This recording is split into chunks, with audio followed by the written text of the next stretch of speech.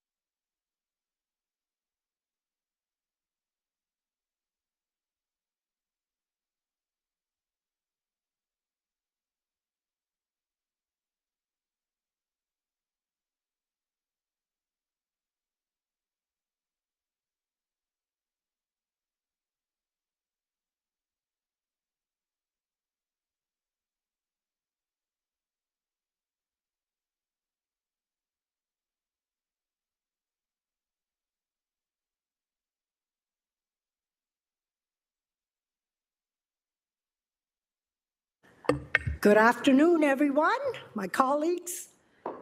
This is a call to order. Welcome to the Public Works Committee meeting of May 20th, 2025. As we have quorum present for today's meeting, I would like to call the meeting to order. A reminder that all electronic devices are to be switched to non-audible function during the committee meetings. Approval of the agenda. May I please have a mover and a seconder? Councillor McMeekin, Councillor Taddison, you're sitting there. Thank you. Is there any discussion on the approval? Show of hands, please. Everyone? Line. Thank you. And it's carried. Declaration of interest. Are there any declaration of interest? I don't see any. Approval of the minutes of previous meeting. May I please have a mover and a seconder to adopt the previous meeting? Councillor Spadafora, Councillor Jackson, thank you. Is there any discussion to the meetings? I don't see any, so all in favor, show of hands. Thank you, and it's carried. Delegation. Before we begin our delegation today, members are reminded that the questions of the delegations are to be clarification purpose only, not for debate. You have 5 minutes to complete your delegation.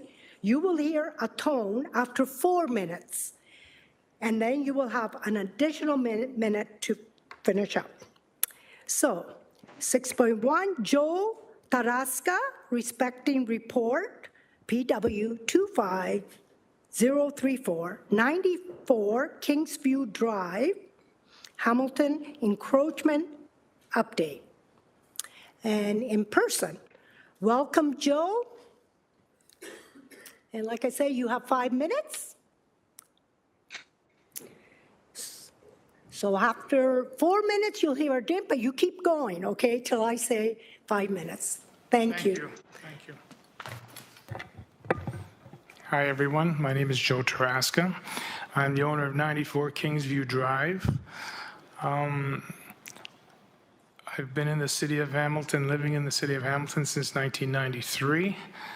I own a business at A&A Discount Auto Parts at 765 Woodward Avenue, where I employ 30 people. I'm a hardworking person. I show up to work every day at 6 o'clock in the morning, leave at 6 o'clock at night. I do my best to help my community, and I'm just in a situation here where, you know, I've sort of might have made a mistake and encroached on some city land. Looking to rectify the problem and not make the problem any bigger than it is. And I'm just asking for your help.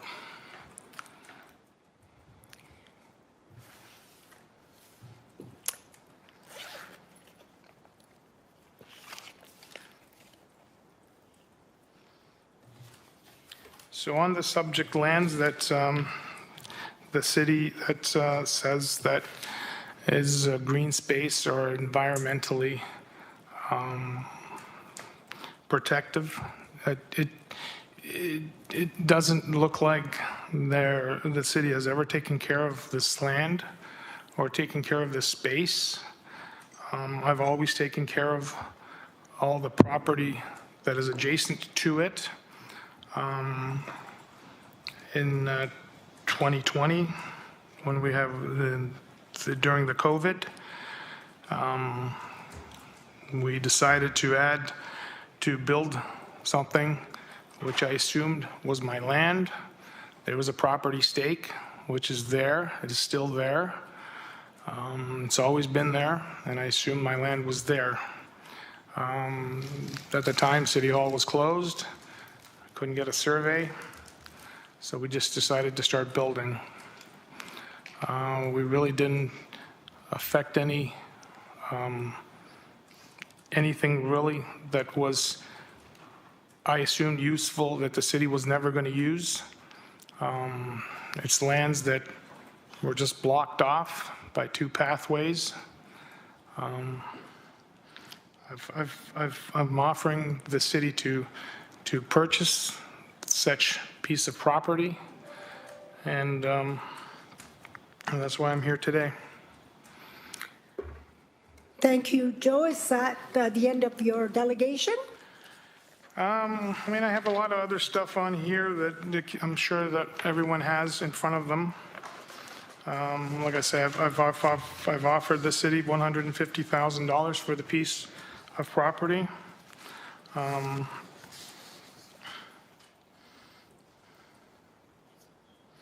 mean, the city claims that the land was part of a municipal park, but I can't see it being a park where it was just a dumping site for DeSantis when they were building the houses there, and gravel trucks were being cleaned there and washed there, and all the building materials was just laid there all the time, and it's just gravel there. So it isn't sensitive parkland. Okay, thank you, Mr. Tarasca. Is there any question from our committee? Councillor Clark, please. Chair, just to remind you that I don't sit on this committee, so if there are any other councillors wanting to ask questions, I'll yield the floor until the committee is finished. I think you're the only one, so Okay, go thank you ahead. very much.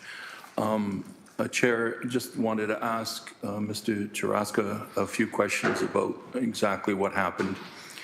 So the first time I came to learn about the situation was, I think, February 2024, somewhere around there. You built the garage during the pandemic? Yes. Is that correct? Yes.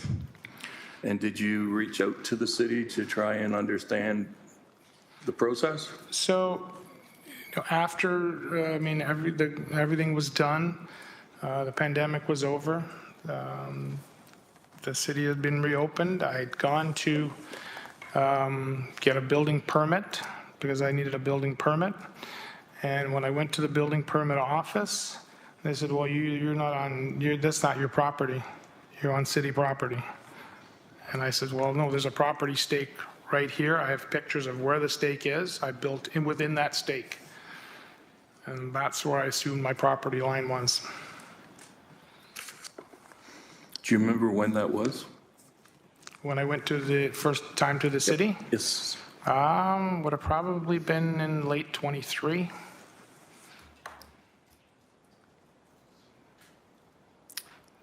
Like I say, I'm not trying to avoid anything. I'm not trying to complicate anything. I just want to rectify the problem. So you know you didn't build with a permit. You've acknowledged that. Yes. You've acknowledged that the stake that was on the property that you assumed was the property line for your property as well as the neighboring property, which was previously owned by Mr. DeSantis, Correct. was the correct property line, and it was a surprise for you to find out that it was not. Do you know the rough value of the improvements that you made to your property? What I spent? Yes. I spent over $400,000. So $400,000 for the garage and the Driveway. that goes in and the landscaping, Correct. correct? Yes. Okay. And have you sought any prices from folks who would demolish the home? What would the cost be, do you know? I've not done that. Okay. Thank you. Those are all my questions. Thank you. Anyone else from our committee? Councillor Patterson, please. Hey, Joe. You said, I've always taken care of this land.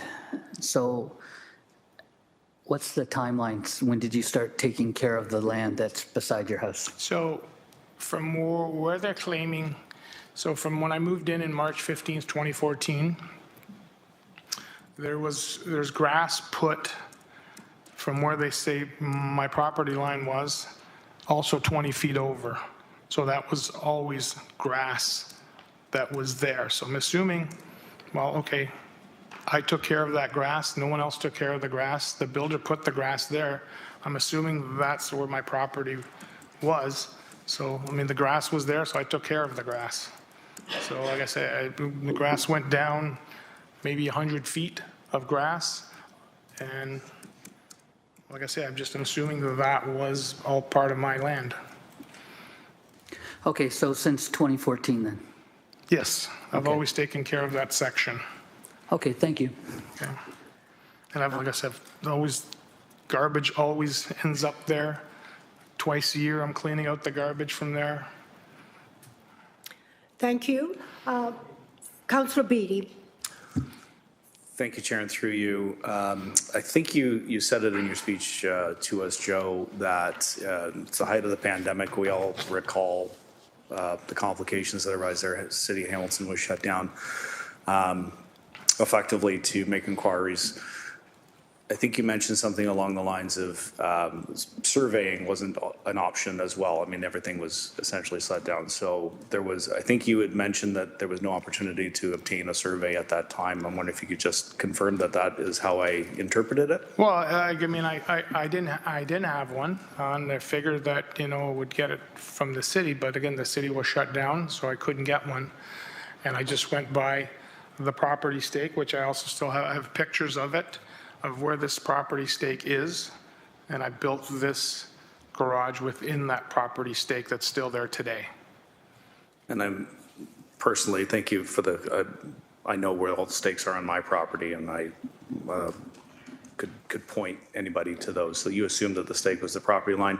I guess the question that I'd like to ask you, very simply through the chair, if you'd known that it was city property at the time, would you have constructed the No, of course the not. building? No, of course. Why would I'm not stealing anything from the city. I'm not taking anything from the city.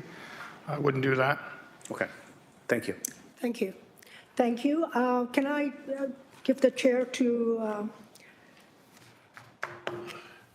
my deputy vice chair? Go ahead. You mentioned through the chair, you mentioned that what would the cost be of the actual land if we were to agree to sell it to you, or what was the cost? Well, like I say, I'm not a real estate or anything. I don't know what's the actual value.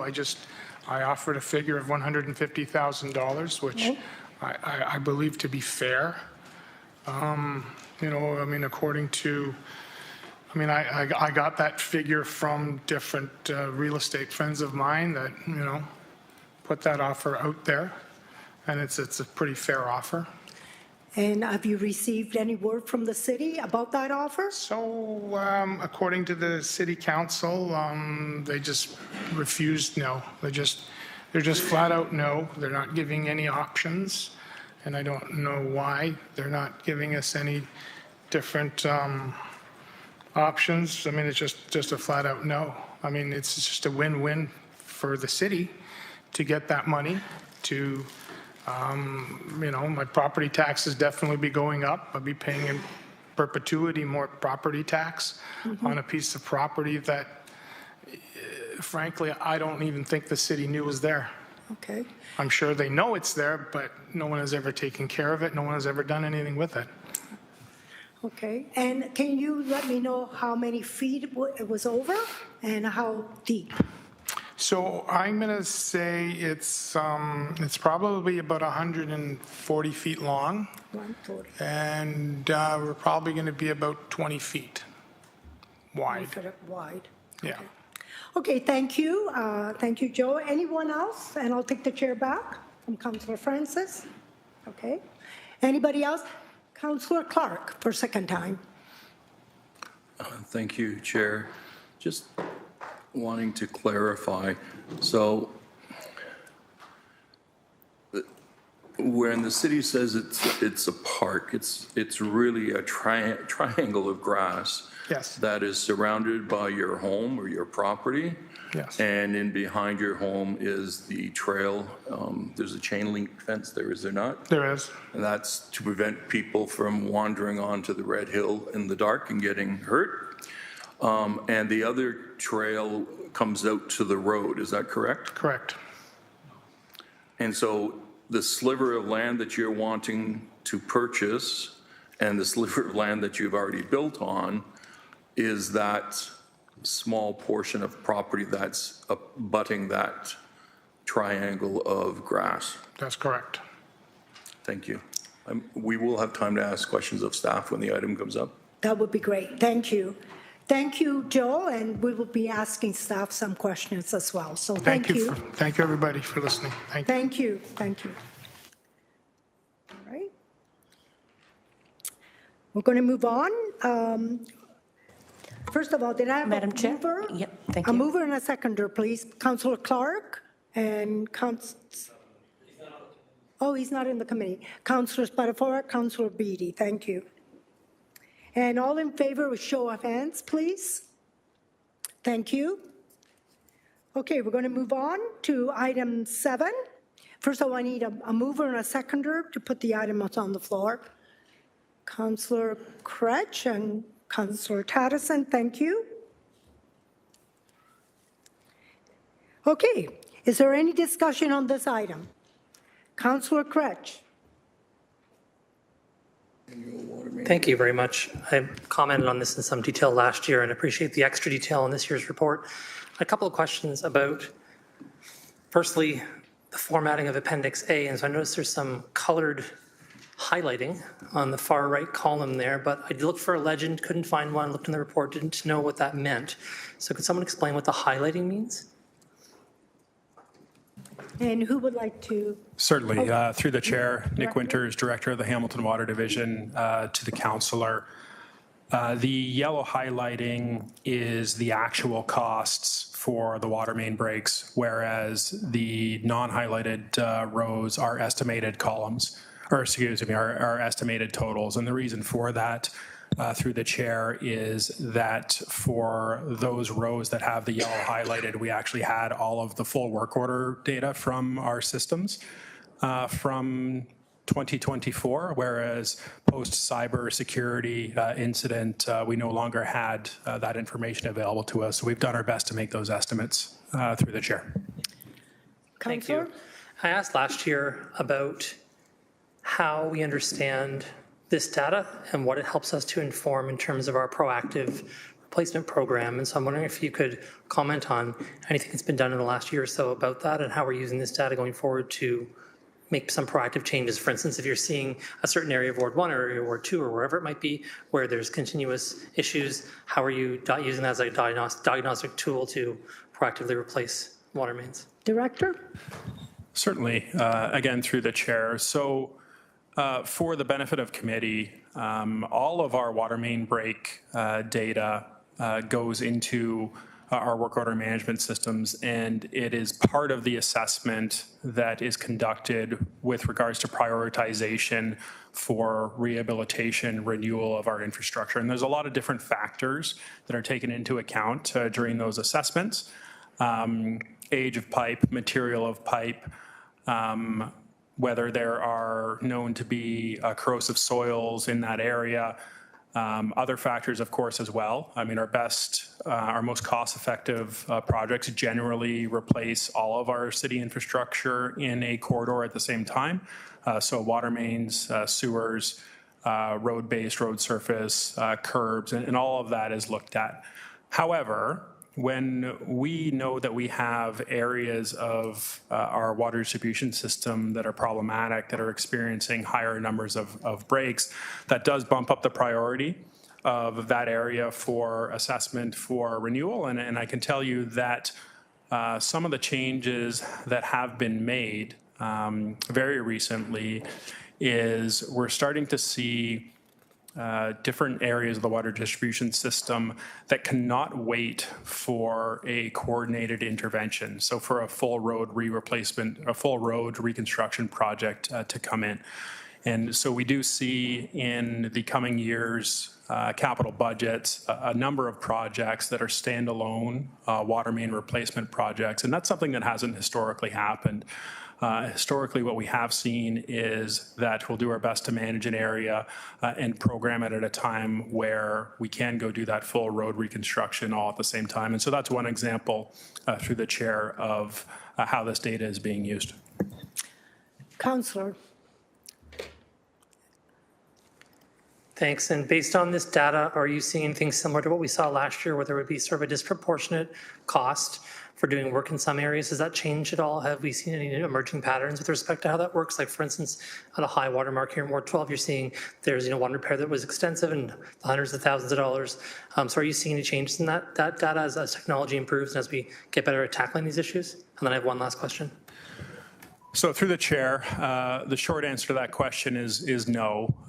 Really, what the data tells us what we already know. And so what we tend to see is that where we have larger pipes or certain pipe materials or certain soil conditions, when you experience a water main break, they cause more damage, and therefore they are more expensive to repair, especially depending upon the amount of road surface that needs to be replaced as part of that restoration. I apologize, I just lost my train of thought briefly. What we are seeing, though, and this is highlighted in the report, is a decrease in the total number of water main breaks, really starting in 2021. And I say this purposefully. We attribute it to more proactive management of our water distribution systems through our leak detection program. And one of the things that happens is when you have one water main break occur, it sends water pressure transients through the system and often creates other breaks. And so through our proactive leak detection program, where you're finding these leaks before they turn into a more significant failure, you're preventing some of those ancillary breaks by repairing them early, and that's certainly something that we're seeing in our data trends. Councillor Crouch, your I have a last question. Yep. So on page 2 of the report, there's an interesting summary here with respect to the amount of money we spent to rehabilitate versus replace infrastructure. If I look at this as a trend, and I look at last year's report and the report that I have access to from the year before, what I see here is that it costs more money, and it seems to be costing more money to rehabilitate water mains than to replace water mains. So it looks like it's quite a big gap, actually. So rehabilitating a water main is a lot more expensive than just replacing the water main. And so replacing the water main would obviously mean we could do with new technology, it would last a lot longer and so on. We may not have to come back to rehabilitate it again in the same period. So can you explain to me why we don't have more of a replacement-based program, or are you going back after you rehabilitate and replacing? I want to understand that better, because it seems like it's cost prohibitive to rehabilitate at this point. Director?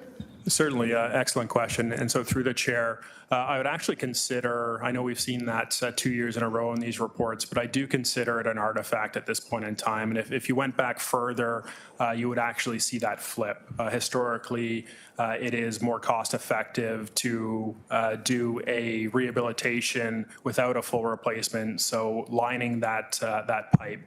And there's a few factors that come into play that have changed that.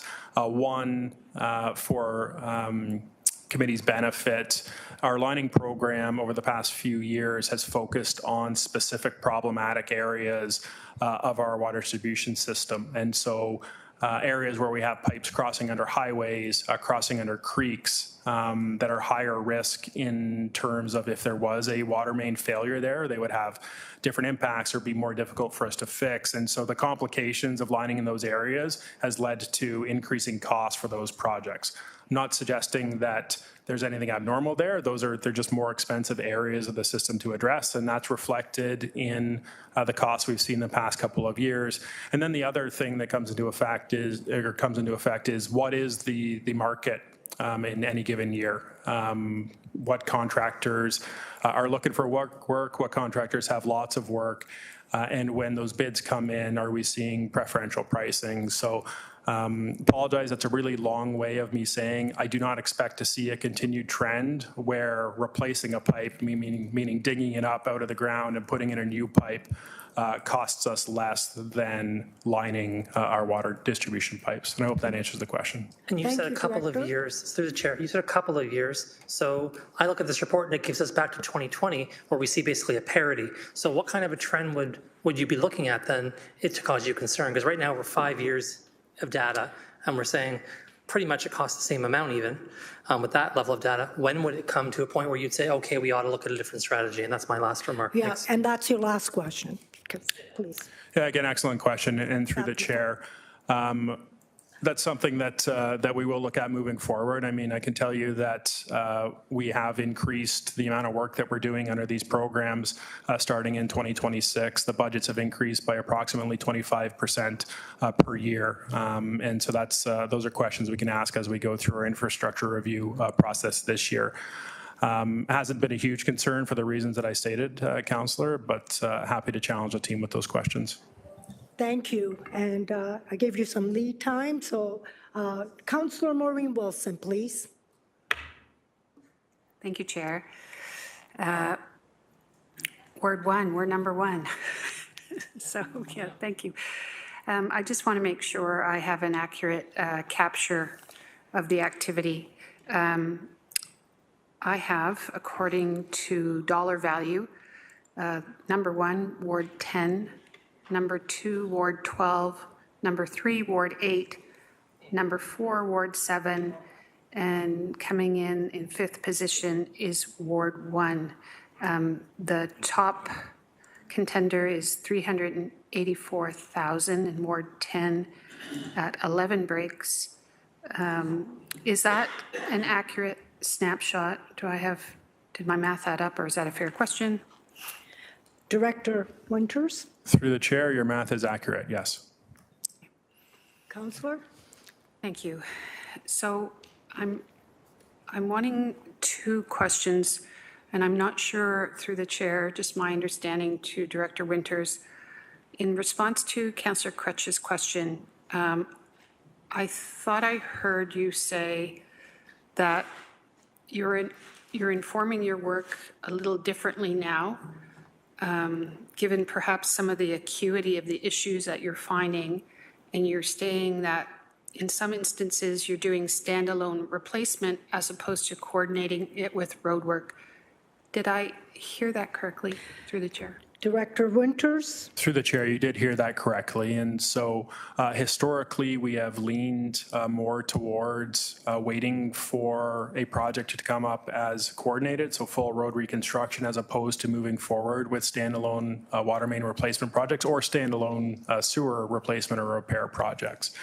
But we have been having, through the impacts of our asset management programs and the work that's going on there over the past few years now, more conversations about when does a piece of pipe need to be replaced, and can we afford to wait for a coordinated project to come in and address that area. I've spoken to committee in the past about, the cost of responding to an emergency is generally, the industry average is 4 times the cost of a proactive repair. And so we don't want to do this community a disservice and wait too long. And so we are programming more standalone replacements, not waiting for those larger projects to come to an area. Thank you. So if maybe an illustration of that risk, so that I fully understand, is we were all made aware, I think it was last summer, Chair, the incident in Calgary, where they had a monumental break, and it greatly affected the functioning of that city. So those are the risks, or those are the areas that are maybe keep you up at night, and those are the ones that will pivot to the top immediately if they are discerned. If that's true, just trying to understand how you identify those. Is that through the leak program? Through the chair. Director. So again, an excellent question, Councillor, and through the chair. So if I was to speak to the Calgary water main example specifically, I mean, that water main that broke in Calgary, very large piece of pipe that moves water from their water treatment plant to their other facilities, pumping stations, and distributes that out to the community. So in our report, we speak to transmission water mains, and that would be an example of a transmission water main. They are the highest risk because there's not a lot of redundancy in them. And if committee would recall, last fall, we brought forward a report looking for, or with recommendations and looking for support for a proactive intervention into our 90-inch Woodward Green Hill transmission main, and we had identified a leak in that pipe that we were worried about the impacts, and we ended up moving forward with a planned emergency repair, which is how I would term it. It needed to be addressed. It needed to be addressed in a very timely manner, but we had an opportunity to program an intervention that was not a full emergency. There were no impacts to the community. That project is actually just drawing to a close as I speak here.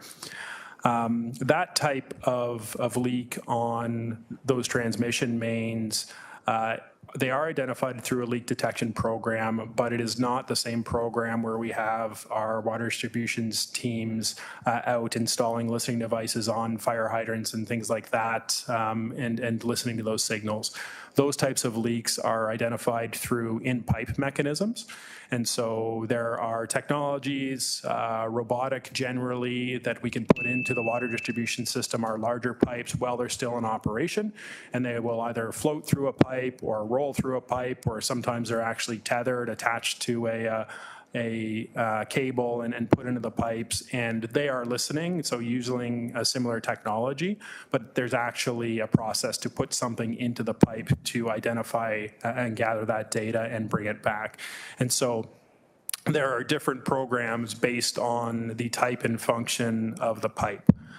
In our report that we have before committee today, when we speak to our proactive leak detection program, which council has supported with some resources over the years, that program is largely focused on smaller water mains, the ones that are servicing properties directly, and this is a program where we've got staff out moving listening devices around our distribution system, scanning the entire system on an annual basis. And it's a similar technology, but it's a little bit different. I hope I've done a decent job explaining it. Thank you. Councillor Wilson, I will have one more question, if not, second time. Thank you. My final question is, could you confirm that this council has been guided by the information that we've received back through the asset management work? And this council has made a deliberate decision that we're going to be increasing water rates by 10% every year over the next, I think, 8 years remaining. And the same with our road work. The value in so doing means that in an older municipality, we're able to address and couple the road reconstruction work with the subsurface work. We're able to do that, get many more kilometers of work done. I think it's important for us to demonstrate value. So if you could could you speak to that or correct me on that through the chair? Thank you. And Director Winters? Yes, through the chair. So I can confirm that. I mean, we saw through the 2022 core asset management plan as an example that our annual infrastructure deficit for our water systems was $20 million per year. So every year for a period of time, we were underinvesting by $20 million annually. And so that deficit has been eliminated within the 10-year budget window. And so the support of council, particularly through the changes to the water rates over that planned period, are working to close that infrastructure deficit. It's more proactive investment in our infrastructure. And as I just mentioned a couple minutes ago, generally, you're going to see a significant savings for proactive investment versus the 4 times cost when dealing with an emergency. So you're investing your money wisely, you're investing the community's money wisely. And with respect to the roads program, I did mention already as well, I think that our best projects, the best value that we provide are for those coordinated projects. It's one contractor working in one area. You're digging a hole or a trench a lot of times anyway.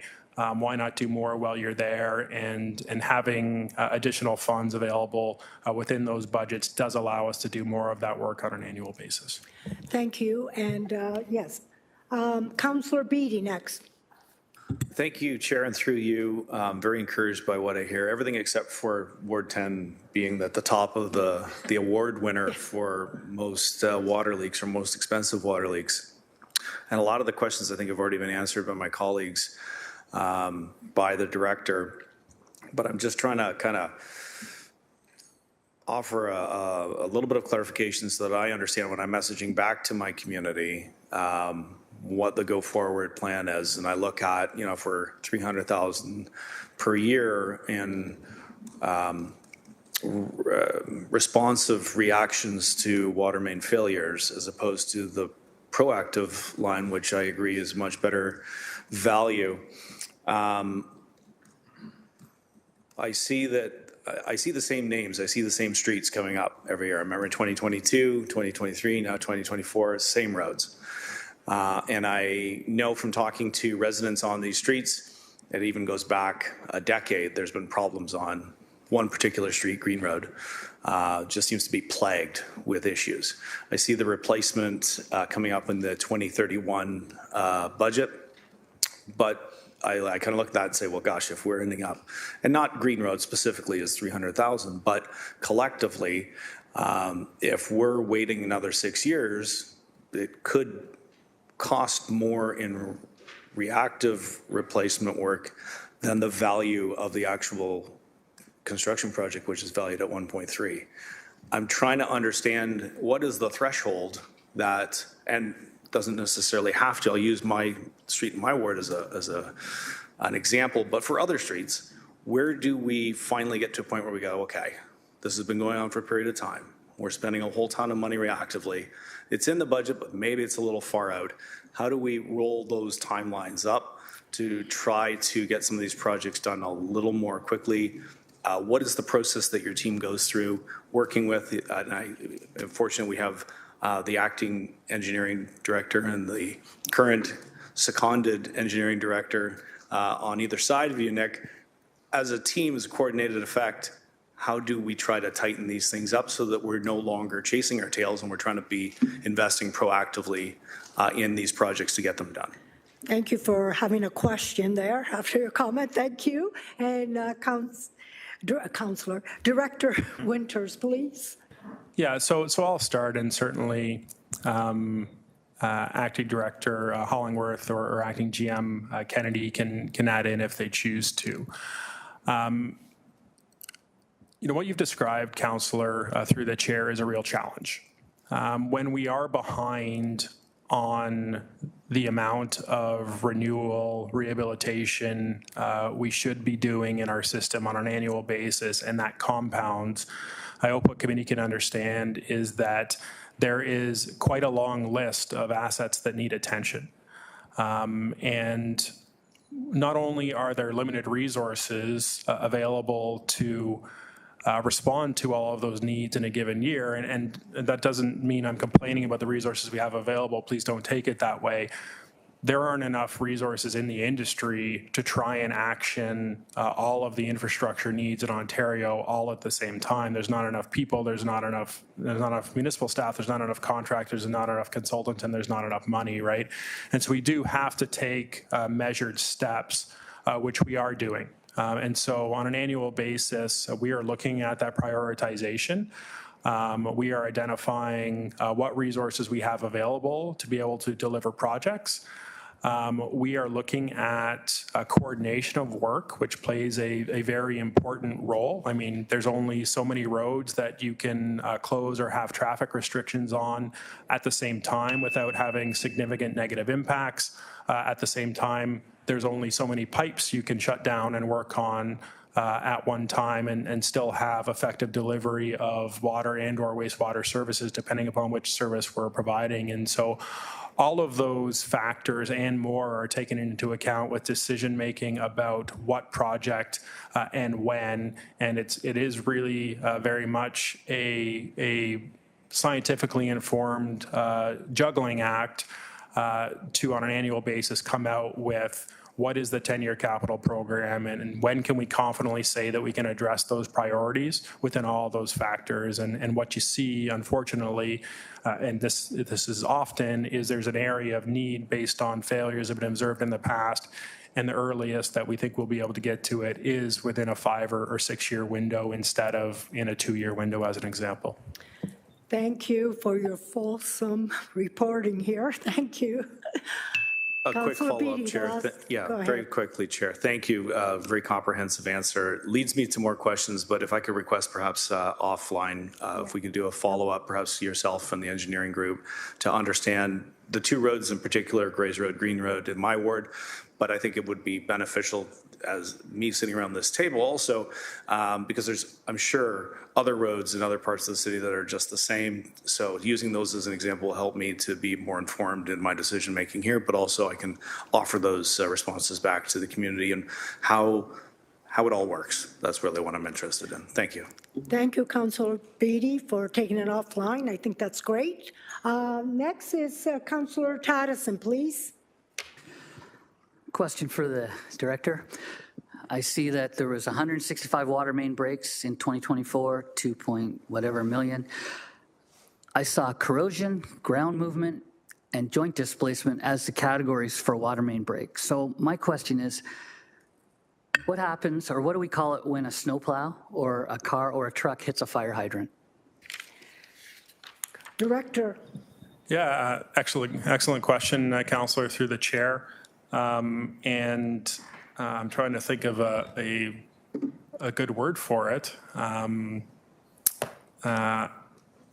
wouldn't call it corrosion, ground movement, or joint displacement. I would just call it an accident. Okay. And an infrastructure hit, is where my mind goes. And so that does happen. And as an example, it does happen with folks who are out digging in the area of our vicinity or vicinity of our infrastructure as well, even though they get utility locates. If there's a contractor that hits one of our assets, we would call it a utility strike. Okay, thanks for that. Thank you. So are those reflected in this report? So through the chair, Acting General Manager Kennedy just reminded me that yes, that are reflected in this report in the appendix, and there is a contractor-caused column.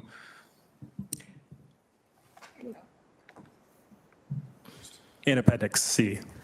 Thank you. Sorry, I probably only got down to Appendix B. I'll ask another question then. You said in your comments, you said something about... Through the chair, please. Through the chair. I would like to ask another question. Is that permitted? Yes, you can. Thank you. You said to the director, you said something along the lines of certain types of ground being more corrosive than others and then that affecting, the stability of certain pipes and so forth. What do we do to counteract corrosive grounds? Like what's the response from the city and how do you determine, what type of pipe to put in the ground? Director Winters, please. So through the chair, an interesting tidbit of Hamilton history. I mean, we've had steelmaking here for a long time and have largely helped to build Canada. And those projects or those industries generate a lot of steel slag. As an example, steel slag is a corrosive material. And there is an abundance of it in Hamilton and has been for a long time. And part of historical construction practices was when you're out putting infrastructure in the ground to backfill around that infrastructure with steel slag because we had it. And so that as an example of a corrosive material that's around our pipes does have an impact. We do have a proactive program that looks at soil corrosivity. When we are out doing repairs, particularly on our large transmission mains, any opportunity that we have to have our eyes on the pipe, to take samples from the pipe, to take samples from the soil surrounding the pipes, we take that and we use that as part of our decision-making with regards to what intervention might be best for rehabilitation or replacement. If we have a pipe that is subject to external corrosion, perhaps the best renewal is not an internal liner. Perhaps it is digging up that pipe and replacing it with something that isn't going to corrode, as an example. Thank you. Councillor Taddison. Through the chair, I'd like to thank the director very much for those answers. Thank you. And thank you, Director. Next, we have Councillor Clark, please. Thank you, Chair, for the latitude. I do want to thank Director Winters for this report.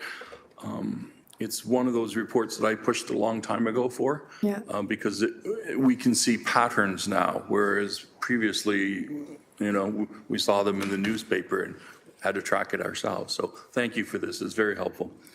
I have one question is about Appendix A. I am grateful that Ward 9 only has one water main break. We do our best. Well, Could you provide some input? It says corrosive. Well, Shade Tree Crescent is only 3 years old.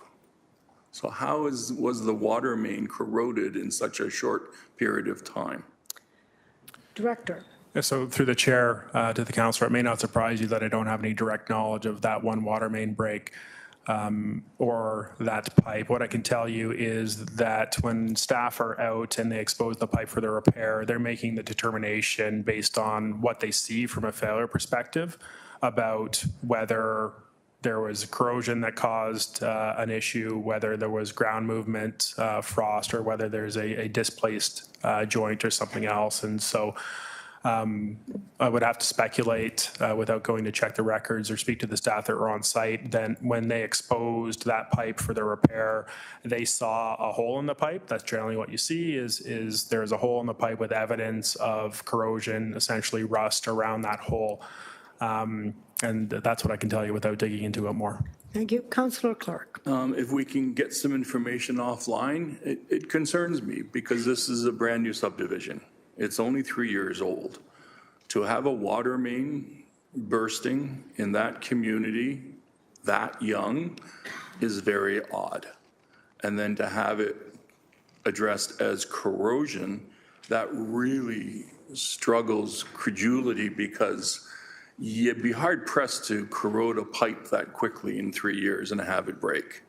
And so I sincerely would like to have some information because again, it could be that canary in the coal mine that we may have an issue with the pipes that we're putting in the ground or something to that effect.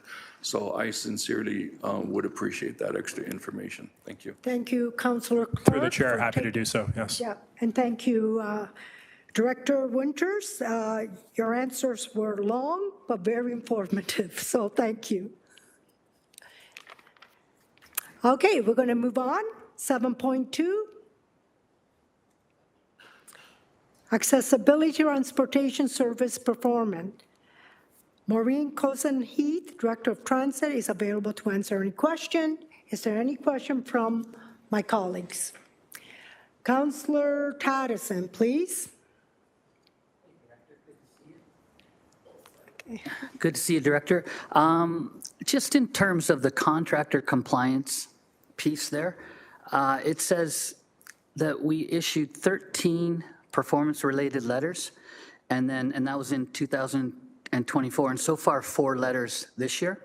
Are there any repeat letters between those 2 years, and could you go into some detail about that? Just not too much detail, just enough from a sky-high version. Director?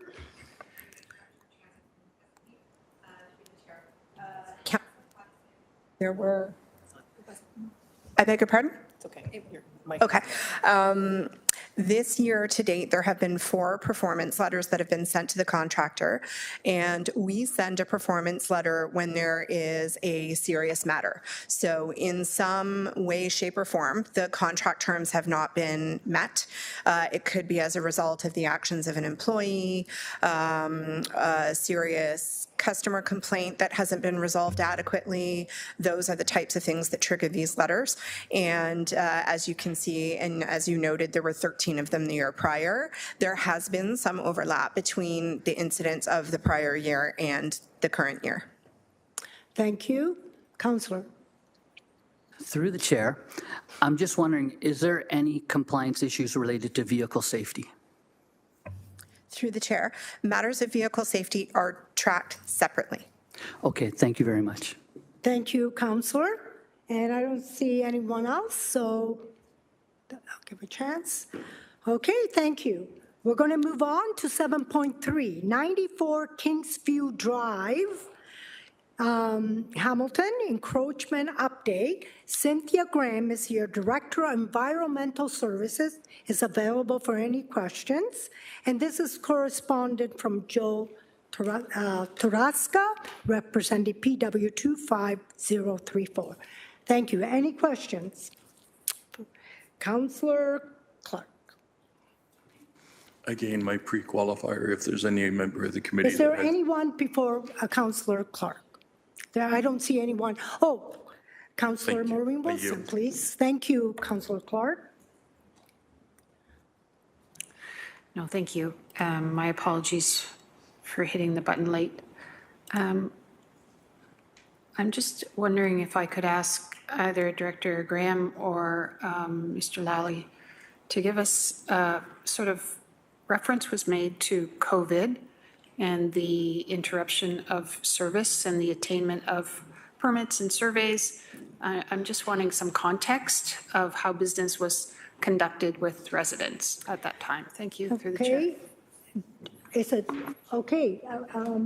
Director, can you introduce yourself, please? Sure. Rob Lally, Director of Building, Chief Building Official.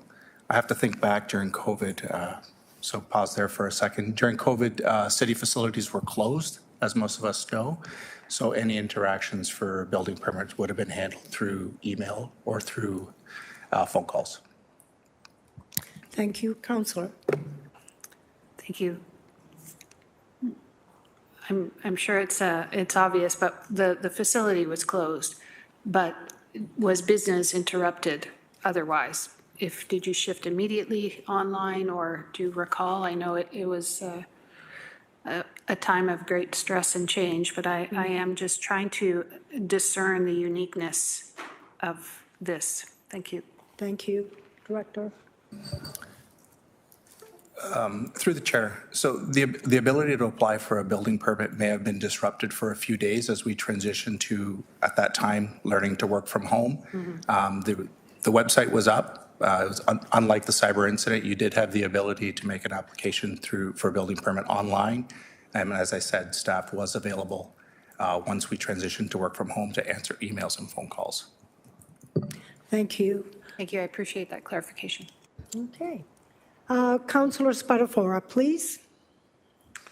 Thank you, Chair. A few questions for me. I'm just trying to understand how we got to this point. So when I get a report, usually we have multiple recommendations. I see this report comes with one. So my first question is, who's handling this situation? Like, I'm assuming there's a committee that, I don't know who in staff would handle the situation. Who's part of that committee? And my second question would be, why did we only come back with one recommendation? So if it's multiple departments, 5, 6, one department, 2 departments, and why only one recommendation? Why not 2 or 3? Through you, Chair. Director Cynthia, maybe, Graham? Through the chair, Cynthia Graham, Director of Environmental Services. So encroachments fall to the asset owner, which in this case is Parks, which falls under my portfolio. We do rely on other groups within the city to assist us, including planning staff for review of land uses, zoning, legal services staff to help us with any legal aspects, as well as, in this case, the building department is also involved because it involves the structure. The report before you is for information because city staff have an existing policy that we use to navigate issues of encroachments and have the authority to enforce them under the policy. So there was not additional jurisdiction or direction required in this case. Thank you for that. And Councillor Spadafora? Thank you, Chair. Just for clarification, so we currently have an encroachment policy on everything, including permanent structures, retaining walls, everything falls under the same encroachment policy? Through you, Chair. Through the chair, the current encroachments on city property policy and procedure was approved on April 4th, 2011 through a report to Public Works Committee and includes the policy and procedure, which defines structures, encroachments, temporary landscape fencing, all of the matters that we typically see when encroachments occur on city property. It also talks about a policy and guidelines and a process for navigating matters such as this one. Thank you, Director. Another question from me, Chair. Hearing from the delegate that there's he offered the city $150,000 to purchase this piece of property. Is someone here, I don't know who would have made the decision to say no to that. Is someone here from legal or real estate? Two questions. Number one, who made the decision to say no? And number two, do we know the assessed value of this piece of property? Thank you. And who's going to be answering that? Oh, Director Cynthia. Yeah, through the chair. So for this property, it did go through the property management committee review process, which Public Works staff sit on, as well as many other operational groups. And real estate staff are here to answer the specifics of that process and the other questions you have. Okay. Would you introduce yourself, please? Thank you. Through the chair, Danielle Spady, Manager, Real Estate Services. Staff have not completed a fulsome appraisal of the lands, as the decision not to sell was based on policies, including the encroachment policy. So a further analysis of the value of the lands would be needed in order to further consider a financial offer. Thank you. Councillor, any other questions? So I'm just trying to understand what we're doing today. I don't care about what's built there. I care about the financial, I guess for me, different maybe from the city perspective. Every article in the paper is always around the same thing. And I don't know, I'm mixing comments with my questions here. We just went over budget $5.1 million on a project. We have someone who's built on city land that, unless staff's going to tell me different, it was a park that was torn down to build this thing. It's $150,000. And unless we're still looking at that down the road, if today I'm making a decision based on saying, no, I don't care what money you give us, we're going to tear down a structure. I just need a clear direction on what we're voting on.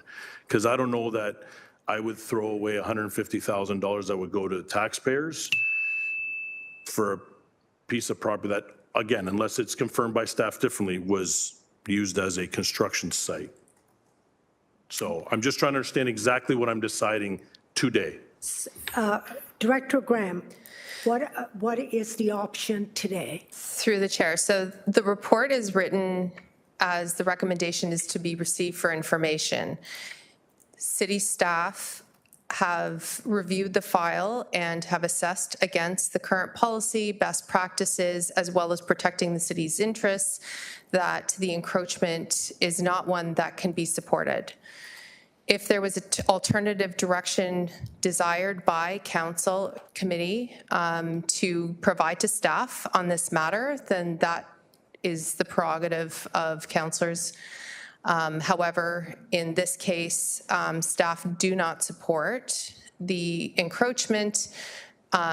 It is clear from the photos of the timeline that the property line was established when the building was constructed with the galvanized fence, that the lands contribute to the larger open space related to the Red Hill Valley and the adjacent parklands, and that there is no, there's no, I guess, defendable from city staff perspective reason to accept a sale here. Thank you. Last question. Does staff have delegated authority on the real estate lands, like to make a real estate transaction? if staff wanted to sell this land, does staff has delegated authority to do that through this same sort of policy, this encroachment policy, through you, Chair? And that's my last question. Thank you. Through the chair, Danielle Spady, Manager, Real Estate Services. Staff have delegated authority up to a certain dollar amount, and that is the value of the lands up to $250,000. Counselor, last question. So staff have delegated authority to sell this piece of property up to $250,000 if that was the assessed value, if it was $250,000 or less. Through you, Chair? Through the chair, that's correct. Thank you. Thank you. Okay, Counselor Francis. Thanks, Chair Pauls. Actually, that last question is where I was going, but I have another question. Why isn't there more flexibility in the city's encroachment policy, especially for long-standing cases that don't impact public access, infrastructure, the environment, things of that nature? Through you, Chair. Through the Director. chair. Yeah, the policy does talk about encroachments and, an identified public good. So in the case where an encroachment could be defined as in the best interest of the city and public good, then encroachments are permitted per the policy. Those are typically more along the lines of patios, temporary, structures in the right-of-way, things like that. For a piece of property that is open space or parkland, then it's difficult to have an analysis that identifies that there's a public good in the private use of that land. For long-standing encroachments where property lines were not necessarily easily identified, or buildings were constructed prior to the policies of ensuring fencing as part of the developments. Those are a bit trickier to navigate, and I will say that I will be bringing a report to the next Public Works Committee that talks about encroachments in a more general sense and the risks associated with them citywide. Thank you. And through you, Chair, speaking from experience from my beach community where many of these encroachments, they've existed for many years. They're not harming the public. We see times where a neighbor will complain, enforcement goes down, and then enforcement action is then issued against a resident that's had an encroachment that's been there for decades, if not a century, in some cases. A more balanced approach, a case-by-case approach, could protect the city's interests while avoiding unnecessary conflict with residents. I just see personally an opportunity to revisit this policy and make it more sensible, really. And I'm just, my question is, will we have that opportunity when you do bring that report forward?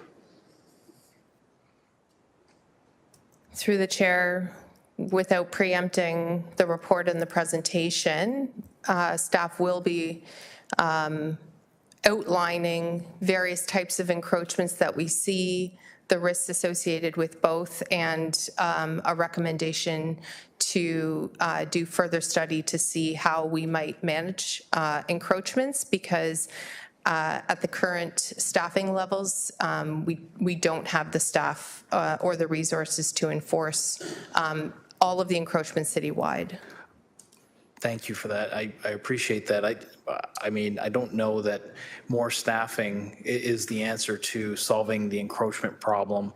I think a policy that's put in place that's more sensible and common sense is probably the way to address a lot of this, because by adding more staff and I'll just put it this way. There's been so many instances where this policy has been such a point of contention for my community that this policy has to be revisited at some point. And we can't continue to do this. I'm sure I can probably guarantee you I'm not the only councillor that's dealing with this issue. So if there's an opportunity to revisit this policy, I'd love to have it. Thank you, Councillor. Next is Councillor Beatty. No, Patterson, sorry. The list keeps growing. Through the good director, or to the director, through the chair.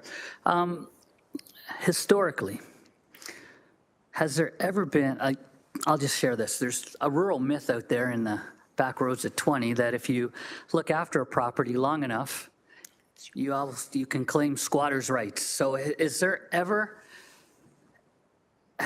been a situation where a party has looked after, say, city land for a number of years? They've cut the grass, they've cleaned the garbage, they've actually looked after it, where it has become, there's been a deal with the city to give the property to that person or to that group? Director. Through the chair, so I'm not the expert in adverse possession.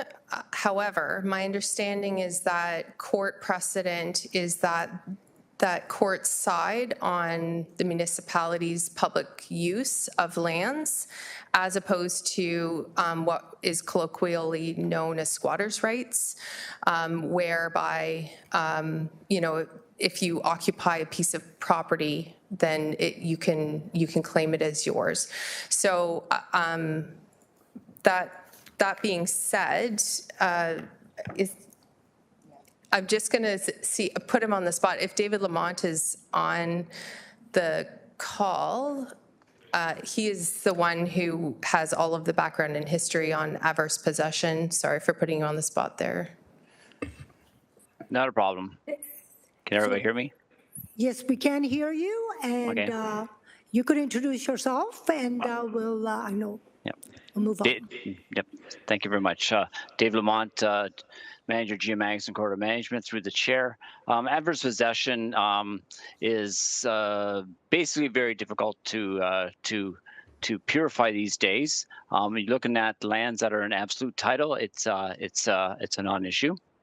If you're looking at adversely occupying city-owned land, the courts have held very strongly that the answer is no. They can't fulfill the limitations requirements to be successful at a adverse possession claim. So basically, it's null and void. It's not part of the mix. In this particular scenario, you're looking at somebody who hasn't even acquired the necessary 10-year obligation to that, and the answer would be no. Okay. Thank you. Councillor Patterson, the answer is no. Thank you. I did hear that. But I did hear also that there was a 10-year minimum for allowing this. So if something was to be longer than 10 years, is there a possibility of the court siding, or is it an absolute no to that?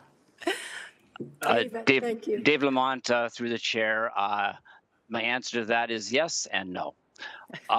So right now, all the lands in that area, and we got to be site specific, are in what they call the owner of the home is in what we call land titles absolute. And under that, the legislation says there's no chance of adverse possession. The lands that are being occupied are held in what we call land titles qualified, which means it was converted from the registry system, which allows adverse possession, to the land title system in about 1995. So they would have to prove, if they wanted to adversely occupy land, they would have to prove the condition of adverse possession 10 years prior to 1995. And we could call that a possessory title as well. So the answer is still no. Yes and no. Okay, thank you. Okay, so I appreciate that answer. And back to, I believe it's Director Graham, I just wanted to understand, we are just receiving this today at this point right now, correct?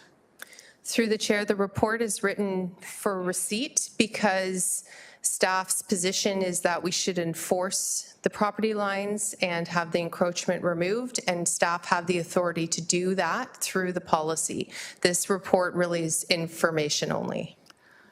Okay, so this is an information report and more due diligence will be done on this file? Or if we give permission today with receiving this, does that mean that the city has the right to take down this gentleman's property and his buildings? I think so. Director? Through the chair, the city staff already have that permission and authority to do that work. The purpose of this report was if there was additional different direction that council desired to provide to staff, this would be the opportunity.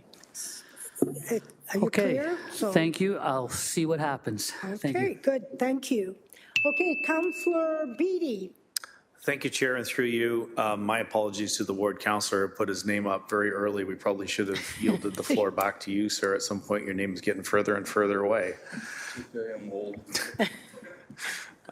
Chair, through you, enjoying a lot of, I should say enjoy, I'm finding a lot of the conversation informative. Glad that we're able to ask these questions and get definitive answers back. It strikes me, though, that in this very room at Public Works, we from time to time deal with matters, and I believe it's Public Works, land disposition matters, where we have irregular remnant properties, little dribs and drabs pieces, old road allowances, alleyways, et cetera, that are closed up and made for sale. And in a lot of the cases, agreements are reached with neighbors to purchase these properties in advance, and there's a neat and tidy process that I believe I've witnessed in this room where property owners can go through and make it an acquisition of city land, provided they do it, I would say, proactively and not necessarily in the reactive manner that's being requested here. I'm wondering if I could just get confirmation that that does take place from time to time. Director. Through the chair, there are, from time to time, reports that bring forward recommendations to sell surplus, what's determined as surplus lands. In this case, these lands were not declared surplus. But it has happened from time to time that we do parcel off land and do sell it to neighboring landowners through arrangements and agreements.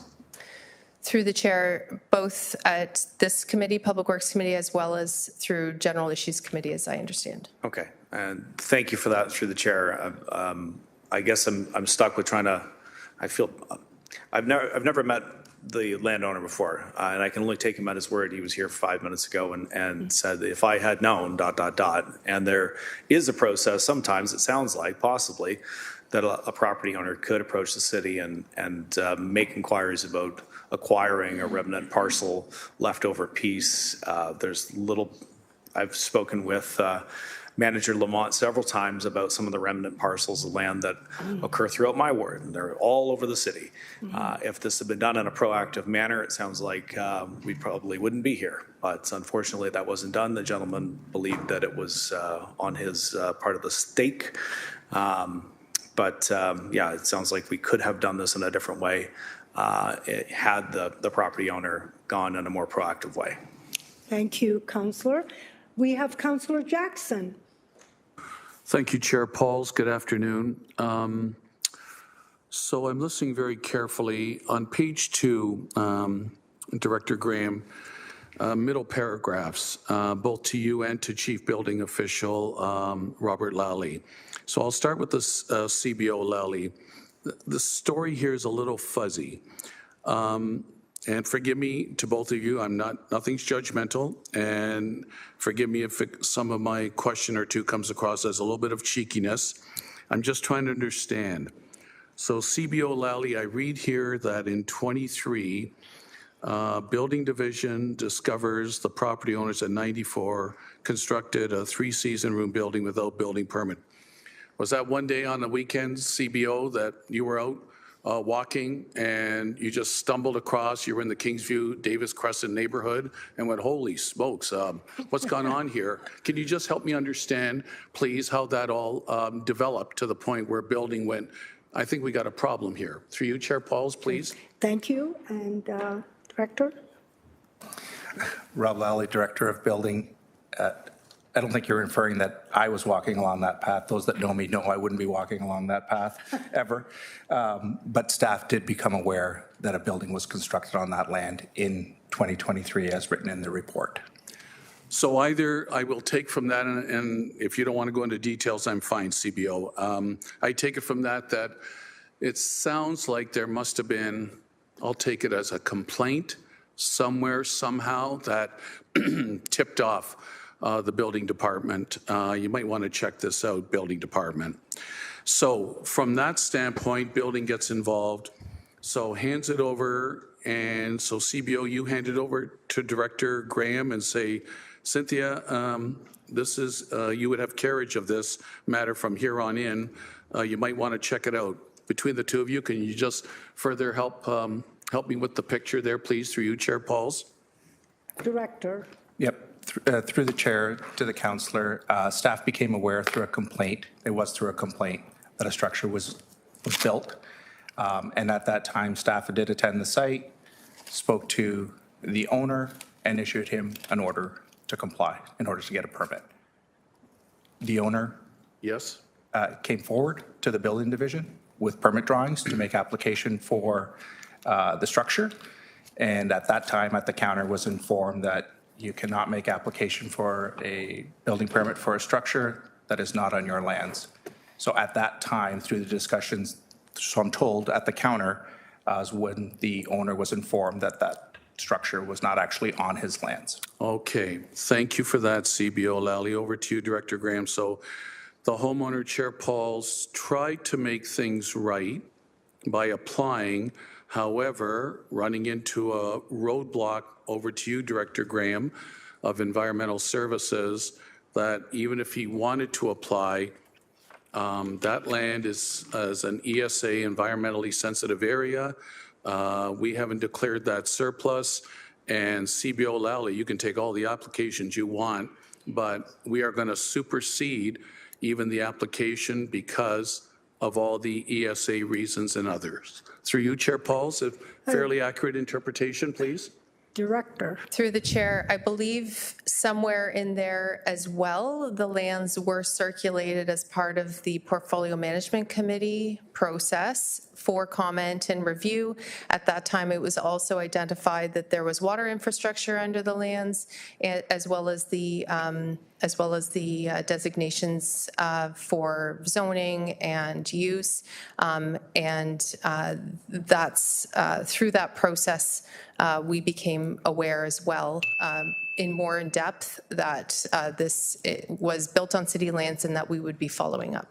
So last question, Chair Pauls. Thank you, Director, to you. And again, I'm not trying to prejudice anything here today because we've heard an offer from the homeowner. Again, through your Portfolio Management Committee, which looks like you've got various departmental representatives on it, Director Graham, at no point then, in light of the ESA, the water running underneath, and if I know that area well, because before Councillor Clark came back on council and before the realignment of boundaries, for about 25 years, I represented that area, and this must be the land closest to that pathway that goes down into the Red Hill Valley. Director Graham, can I just get my geography straight? How's my memory? Through the chair, there is a path that goes down into the valley off of Kingsview. Are you thinking of the old Mount Albion Road? This is further down No, I'm not thinking of that. I'm thinking of the pathway off Kingsview. Through the chair, then yes. And you may find Appendix A has some helpful images to help orient. Okay, so thank you. So I want to get my geography confirmed that it was accurate. So last question, your Portfolio Management Committee, at no time, I'm not here to prejudice anything going forward from today, that you folks huddled and went, okay, you know what? This has been dead land, if you will, for a while since the Red Hill Valley Parkway opened in '07. Yes, it's abutting the pathway down into the valley that is social recreational usage. But you know what? We've got to maintain it. We've got to look after it. We're going to have to clear cut it from time to time. You know what, folks? It's dead land. Let's get back to the homeowner and say, hey, here's what we think the value of this land is.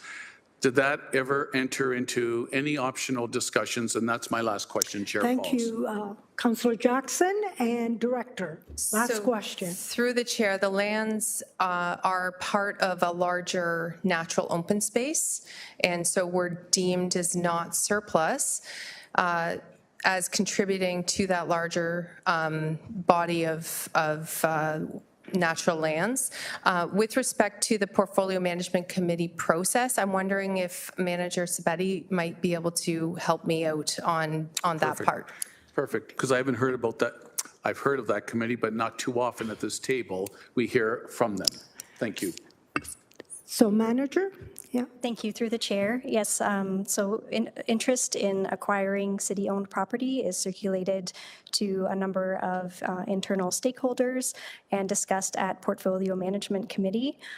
In this case, due to the parkland use, as well as the underground infrastructure within the lands, those were the primary reasons that this site was not considered to be surplus to the city's needs. And the decision of the Portfolio Management Committee was that the city needed to retain these lands for those reasons. Thank you, Manager. Thank you all for helping me to get a clearer picture of what's happened here. Thanks, Chair Pauls. Thank you. Next, we have McMeekin, please. Yeah, thanks, Deputy Mayor. Chair. I've been listening and sort of struggling with this. I believe the gentleman who made the presentation was being truthful when he said he didn't know whatever he needed to know prior to doing what he is doing, and that's unfortunate because the consequences of that are potentially pretty dramatic. Looking at the report, and under alternatives, it says council may direct staff to address the matter in an alternative way, such as by using an easement for continued use of the lands, which kind of ties into what Councillor Jackson was, I think, getting at. So I'm wondering, what would the practical on the ground when you're around sort of implication be if we were to simply do that? Who would like to answer that? Nobody? Oh, Director. Through the chair, I'll start, and then maybe my colleagues in planning and economic development can save me when I start to ramble. So through the chair, the easement portion might possibly be across the driveway where the water infrastructure is. An easement for private use of this land would be, I believe, challenging as opposed to an outright sale of the lands. It, however, could be registered on title as remaining in city property and issued an easement. And I'll just maybe ask Reno if he could help. If there was an easement, I don't know what sort of other planning implications there might be with respect to zoning amendments and official plan amendments, because the lands currently are not designated for residential use. Thank you. And what director do we have now? Good afternoon, Reno Dalbello, Acting Director of Development and Planning. In regards to the lands that are speaking to right now, the lands are designated open space in our official plan under Schedule E, and also identified as parks and general open space and the natural heritage system. There's a significant woodlot there, and basically no structures are allowed onto that property. The only use that's allowed onto this property are parks for both active and passive recreational activities, publicly owned and operated recreational historical sites, pedestrian walkways, trails, bikes, forest, fish, wildlife management, and cemeteries. That's for the official plan designation. Under the zoning bylaw, 6593, the former City of Hamilton bylaw, the lands are zoned A, Conservation Open Space Park and Recreation District. No structures are allowed on that parcel that's zoned that. Only a private or public forest, wildlife reservation, or other conservation project, golf course, tennis course, playground, a cemetery, a mausoleum, a crematorium, and a chapel or other building or structure aperture to the use referenced in the subclauses, which is the crematorium and the mausoleum. So right now, the structure of what's being placed there is not a permitted use under the current official plan and zoning bylaw. Thank you. Councillor? Well, I liked your response. Trying trying to find a way forward here. The presenter is offering a, what I guess would, if we were to arrange an easement through part of that land, maintaining it as city-owned, but allowing an easement, it would be essentially $110,000 penalty for the mistake, but it would be a way forward that might make some sense. I only offered that up for consideration. I don't know the situation well enough to move a motion, but that would seem to be a logical way to proceed from what I'm hearing. Anyhow, those are my comments. Thank you for that. Councillor Clark, but before you go, can I ask a question, or you want to go first? Then are you sure? Just mine's really quick, and I'll pass the chair to Councillor Francis. This morning when we heard Joe Tarasca, I was moved a little bit because he was standing there saying, I did not know about it, and he said something like, I'm an outstanding, hard-working citizen. Hard-working citizen. And he gets up at 5 o'clock every morning to work, and that stood out. But then also what stood out was when he said that all communication was ended. Can you let me know when the communication stopped with Joe? Was it in 2023, 24, 25? When did it stop? Through the chair, I understand that Parks had sent some communication more recently to the owners related to the encroachment. I can't speak to stoppages or startups of communication prior to that because that was really within the jurisdiction of the building department with respect to the building permit process. Okay, so through the chair, I'm just wondering, in 2023, our city, sort of was shut down. They said a couple of days, everything had to be online. Can you assure us that communication kept going till this is 2025? Through the chair, I'll have Director Lally speak to how that communication might have occurred during the COVID work from home scenario. Rob Lally, Director of Building. So just to confirm, I understand the question is the communication stopped after the order to comply was issued to get a building permit? Right. When did the communication stop that, he offered $150,000, and then I heard him say, maybe that there was no communication after that. When did that stop? Through the chair, thank you for clarifying the question. That's what I thought the question was. It was not the question that building had stopped communicating. The offer from the owner to purchase the land is recent information, right? That's back through Cynthia, sorry.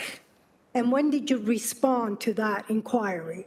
Through the chair, the offer for purchase was issued on March 28th, 2025, and we responded on April 8th, 2025, that we would not be accepting the offer. Okay, thank you. My last question is, the city has a policy on encroachment and all that. Are alleys part of that? Because I know in my ward, somebody was taking care of this alley for years, and then he was able to purchase the alley. Is this part of encroachment we're talking about? Does that fit in that category? Through the chair, any city lands is covered by the encroachments on city property policy and procedure, which is what I referred to previously through the chair. And so by that note, yes, alleys would be part of that policy and procedure, which will be the subject of the report at the following Public Works Committee. That's good to know. Thank you. My last question is, I heard the reasons why we can't and all that. I'm just wondering, just name me the one reason why we cannot do it. What's the main concern? The main concern. Through the chair,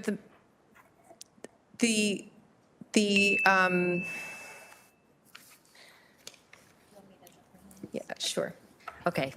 Hi, I'm going to try to answer this one. Okay. Acting General Manager Jackie Kennedy, through the chair. I think we've provided several reasons through the discussion this afternoon, and the report outlines several reasons, and the review that staff have taken in respect of the extent of the encroachment, the balance of consideration that's needed in respect of the investment that has been made, but the overall procedures and guidelines that do govern how city staff respond to a scenario like this. So the reason that we've brought this forward, and we haven't brought forward each and every encroachment that we come across, isn't largely because of the extent of it, and the review that's been made on the basis of the type of land that's being used, what the land is zoned for, the procedures and policies that we have, such as the Parks Master Plan, and all of the rest of the reasons that go into this. So it has not been taken lightly by staff in the review of the recommendation and following of the procedures to enforce the encroachment. With respect, through the chair, I'm not able to give you one reason, but would ask that you take into account the several answers and responses that have been provided this afternoon and through the report. Thank you. Thank you. Okay, I'll take the chair back, and thank you, Councillor Francis. Councillor Clark. Oh, shoot. Finally. Thank you, Chair. I've listened intently to the discussion, and I do have a few questions and a few comments. Can someone tell me when the environmental sensitive area designation was issued? I've been the councillor up there for a long time, so is Councillor Tom Jackson. I'm not aware of any environmentally sensitive area in that area except for the Aramosa Karst, which is an earth ANSI, and it doesn't go this far. So all I know is that property is open space. Is that a question? Well, it was mentioned, that's why I believe staff that, mentioned it. yeah, through the chair, I think Renew is looking this up as we speak. Through the chair, the lands are a local natural area, environmentally significant area as identified on Schedule B6 of our official plan. Okay, so it's not a provincial ANSI. It's not a PSW, no. Okay, so we've clarified that. So it's an open space within the city of Hamilton. Councillors, I've got over 20 emails that I could read to you here, trying to wrestle this little thing to the ground. The gentleman came to me early 2024 and admitted the error and asked me to help. It was very challenging. I ended up going to the city manager, and the city manager ended up referring it to the city solicitor. Here's the response to me from the city solicitor. I have had a chance to get up to speed on this file and to discuss with the Corporate Real Estate Office Building and Parks. I can advise that the city has an encroachment policy that allows for this matter to come before council for direction when staff declines to allow an encroachment on the city property. As such, staff will be bringing forward a report to do just that. It's likely to be in May-June cycle. That's not what this report says. This report says it's your delegated authority and you've done it and that's it. And yet the city solicitor is telling me, the councillor for the area, something completely different. And Well, if you can share that with us, that's, from what I'm gathering here, that's information has not been circulated to the group here, but we'd be happy to accept that. It was circulated to City Manager Clucky, Mayor Horvath, and of course my assistant. Okay. Sorry, Director Graham will add to that. Thank you. Director Graham. Well, no, that's not acceptable. Yeah. I have an email from the city solicitor telling me what the process was going to be. I shared that process with the property owner. Then he comes here and it is even close to the process that the city solicitor told me. Now it's receive the report, the decision is made. But the city solicitor says, no, that's not what the policy says. We should have an opportunity to address it. So I'll leave that alone for a second. Just ruminate on it. So where we are right now, if I'm looking to my council colleagues, I'm trying to find the actual, give me 2 seconds. So in Appendix A, I believe it is, on page 3 of 8. It shows the large open swath of natural area. It shows the 2 paths and the triangle where the actual sliver of property was encroached upon.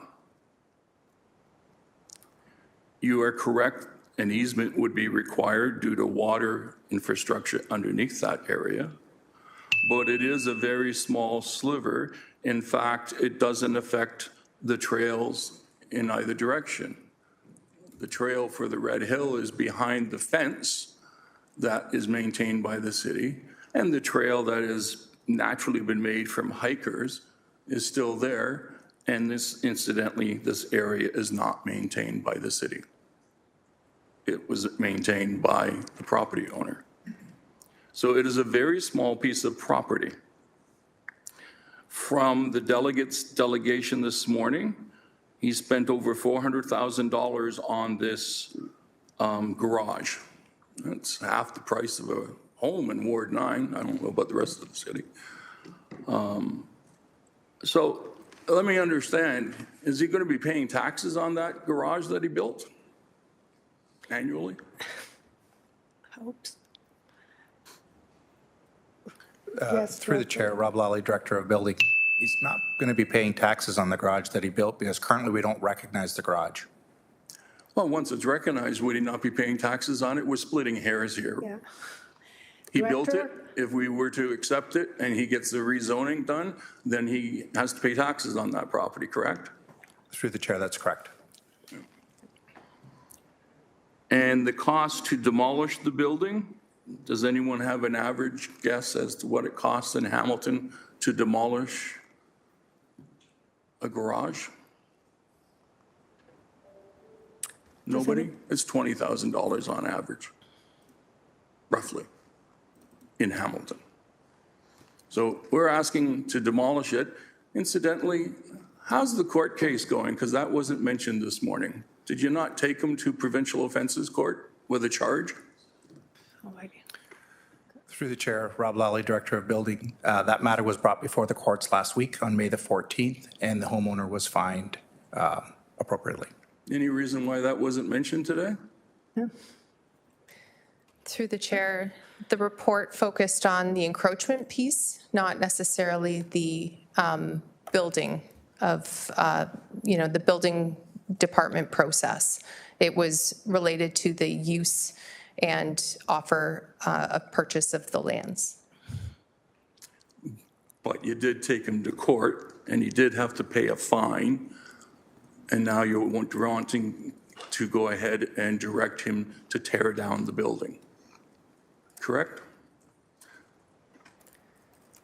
Through the chair, the staff recommendation and what we would pursue is the restoration of the property to open space. And see, I guess the real challenge that I'm having as the ward councillor is that I was advised that this fella, who's my constituent, could come to this committee and speak to this project, and council has the right to say yay or nay on the decision that you proposed. And yet that's not here. It's not being circulated as an alternative. Mm-hmm.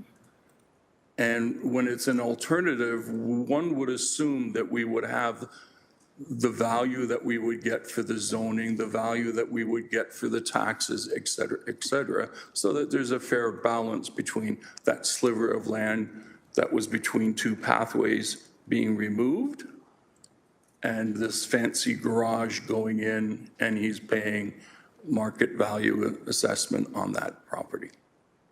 It's not there. So that's the frustration I have.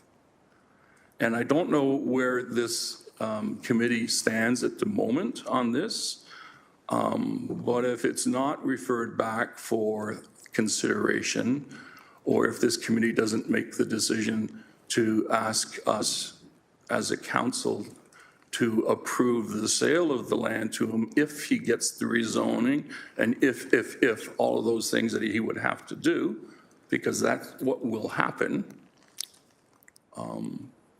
we would simply step back and let you use your delegated authority and force this fellow to tear down this fancy garage. And I'm frustrated by that. I understand the rationale of not allowing encroachment. But this fellow, when he made the error, he stepped up and he contacted. He came to me, and I spent a lot of time trying to figure out, what do we do here? Which department do I go to? Planning, Public Works, property? So, like I said, over 20 emails. And finally, I threw my hands up in the air and called the city manager. Actually, I emailed her and said, I don't know what to do here. And she got back to me with, I'll ask the city solicitor. So I'm kind of stuck here, Chair.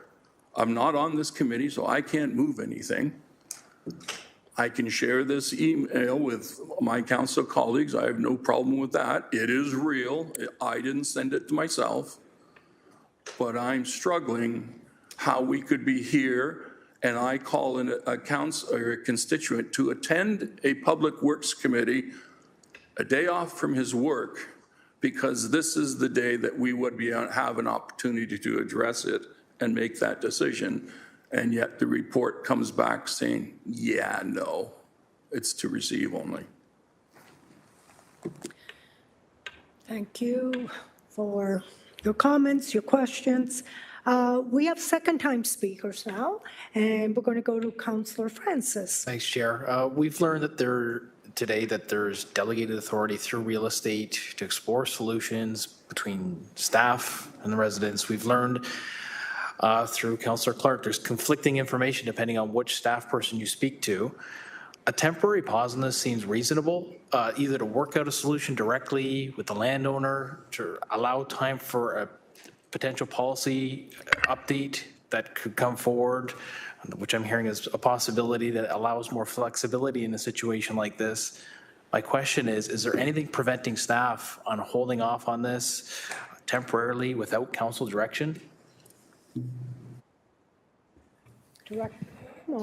Okay. So through the chair, my understanding of the process that's based on staff working within an existing policy would be that if the will of the committee is to have us approach this differently, a motion could be brought forward directing staff to do so.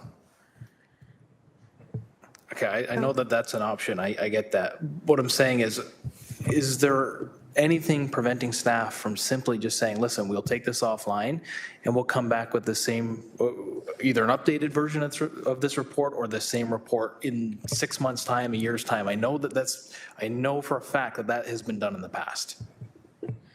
So through the chair, that is not what staff recommend today. Through the details of the report that's before you. So that's where we're at, perhaps this point where it's if council or committee would like us to look at it differently, that's the clarification that we would be seeking from committee.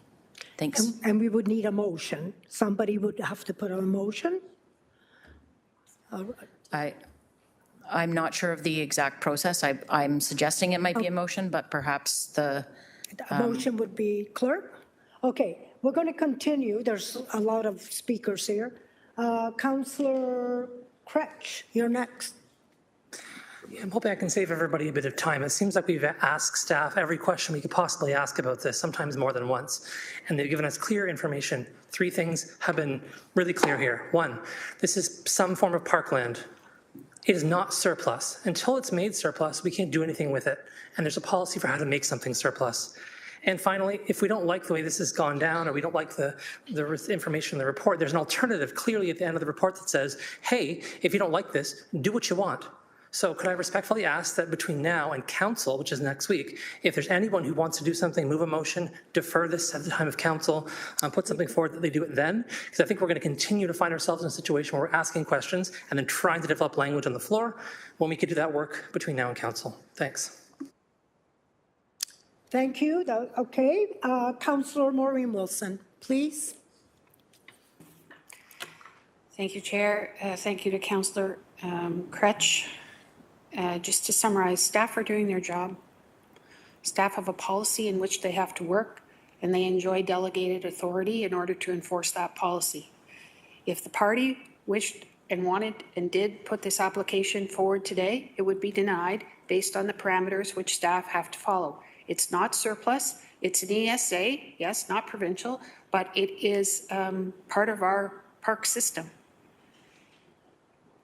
And my understanding, and I'll have to thank you for sharing the email, in listening, and I'll have to read it, I'm sure the city solicitor said it's delegated authority, but it's always within the prerogative of an elected governing body to deviate. But be prepared, as it says in the report, to deal with the precedent risks. And I would appreciate learning more of those.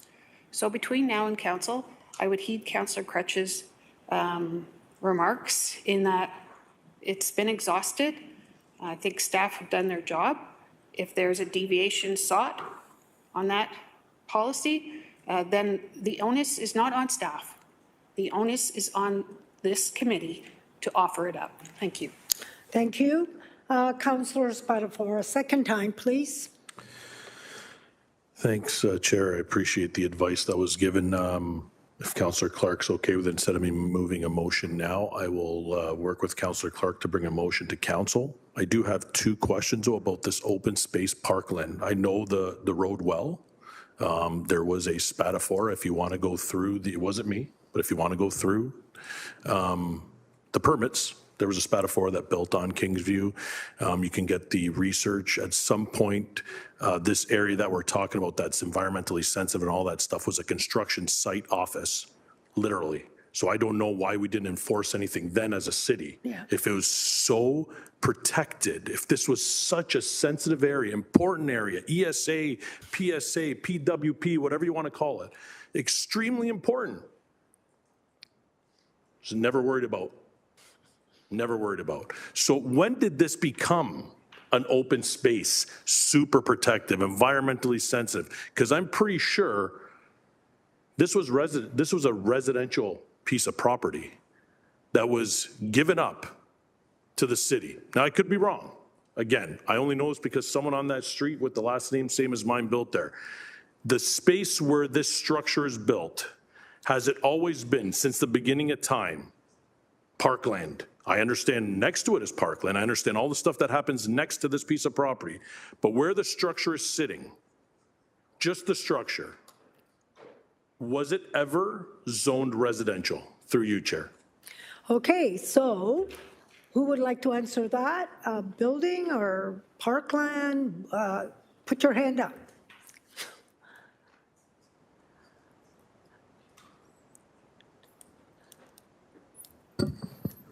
Through the chair to the councillor, the area in question went through a draft plan of subdivision. I don't have the exact date that it went through a draft plan of subdivision, but through the draft plan of subdivision and the official plan amendment that was part of this, which was adopted in 2009, boundaries were drawn so that lots could be created, the road could be created, and after that, the area that was outside of the lots that were created were designated local natural significant areas and open space under the zoning so that we can have, so that the city can obviously increase their number of their area of parkland for the area.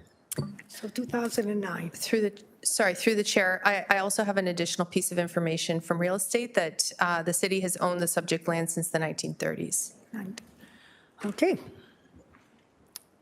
Counselor? Thank you. So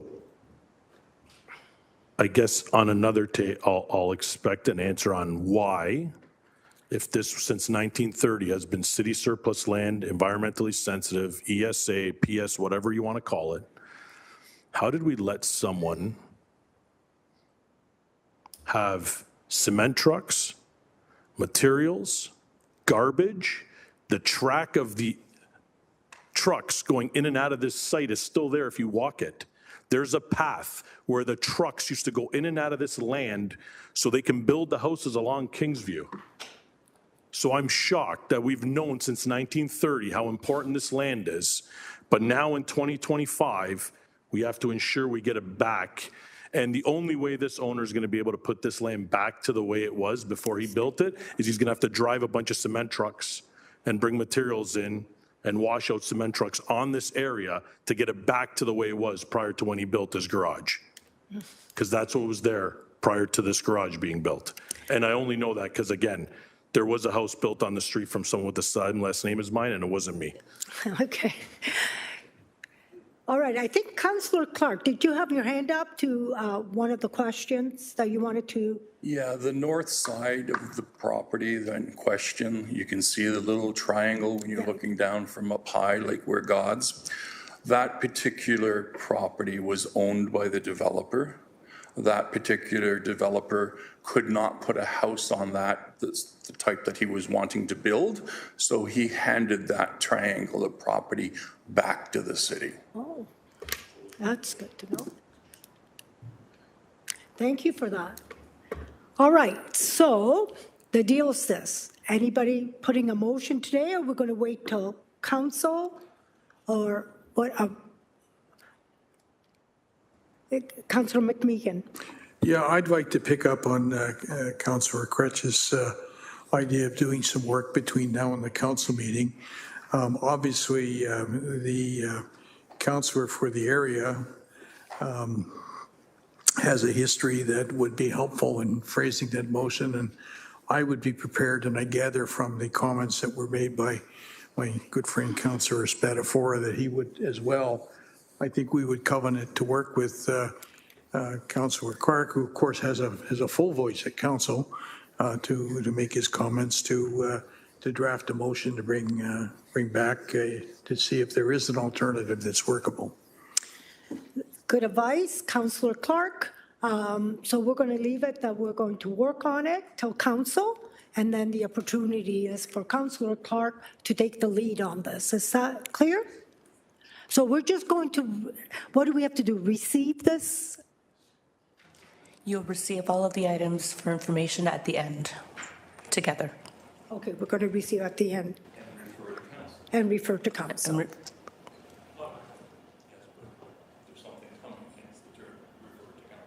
I can't have a referral motion from someone who has spoken. Okay, Councillor Beatty. I spoke. We all spoke. Councillor Alex Wilson hasn't spoken. Oh.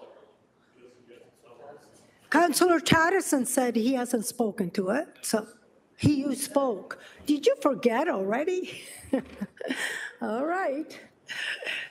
Councillor Maureen Wilson.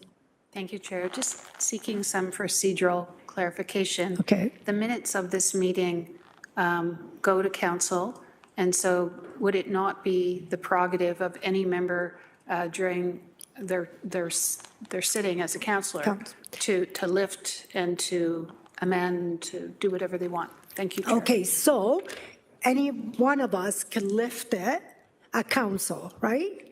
So I'm just wanting to know, what are we voting on this, or are we just receiving it or waiting? We're just going to receive it. We're just going to, but it doesn't mean we just receive it. Doesn't mean we agree. Like we're going to bring it back, right?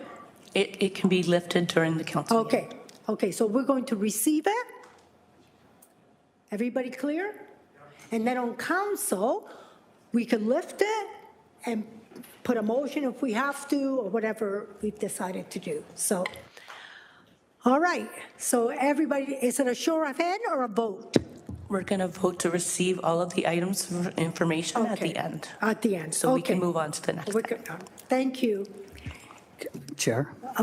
Yes. So if I vote no to receive this, does that do anything to complicate this? Okay, thank you.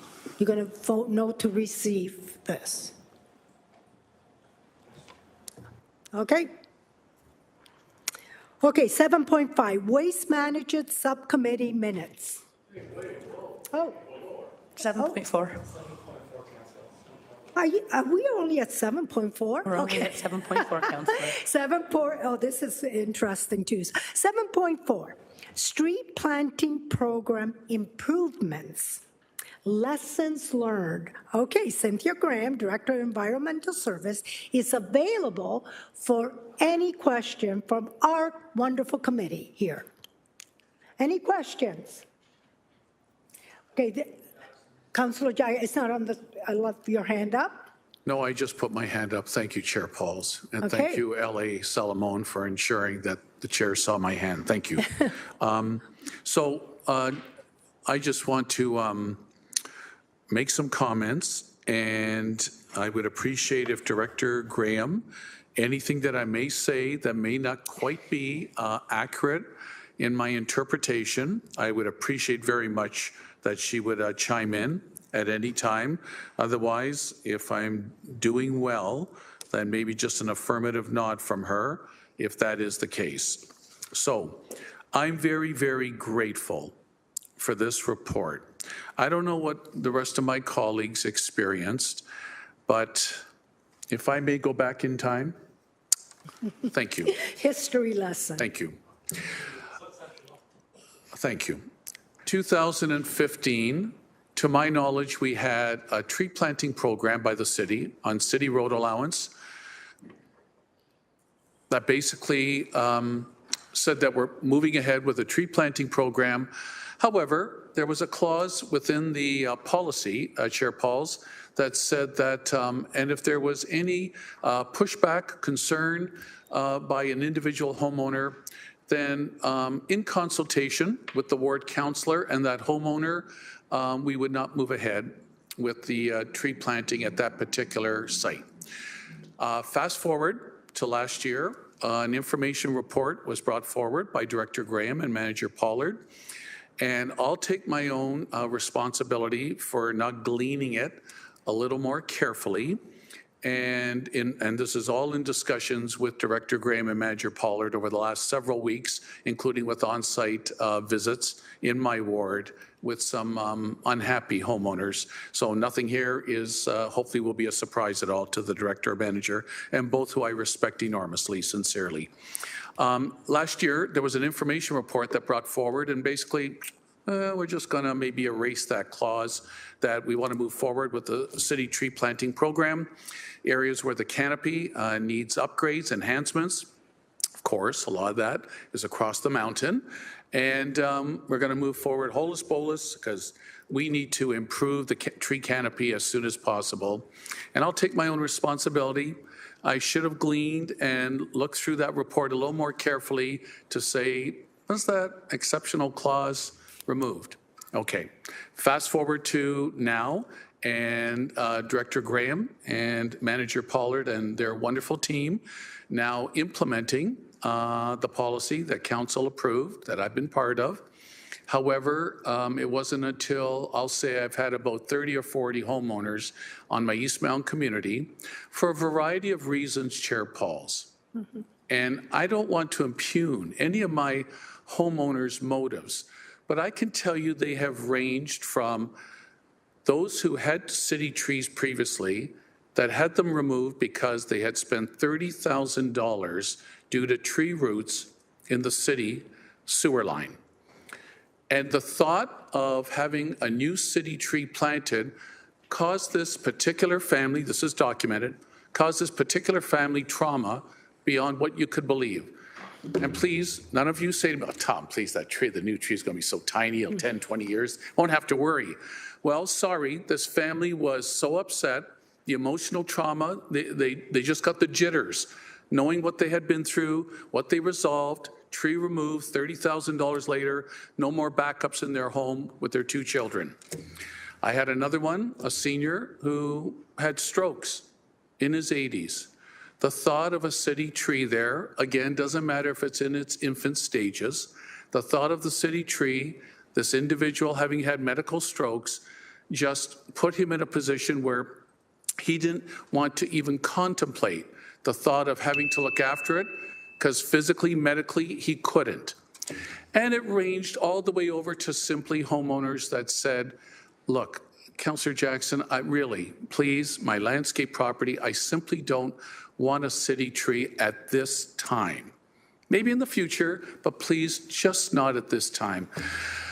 So I brought all these to Director Graham and Manager Pollard's attention. Manager Pollard has always been available, accessible, wonderful, to meet with me on site, to hear directly from homeowners, residents, constituents, exactly what their concerns are.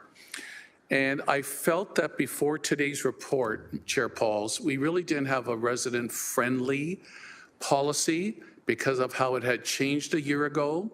I feel now under page 4 of Director Graham's report about the one exceptional change that she is making within her delegated authority of the policy approved that now gives a window of opting out.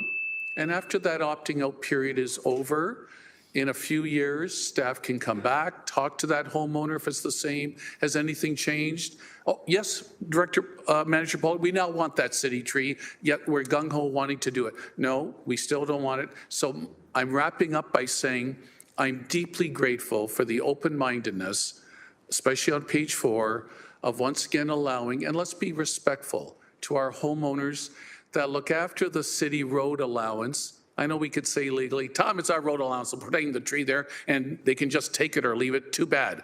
Well, no, they also ask us in the wintertime to clear the city sidewalks, even though it's our city's road allowance of snow.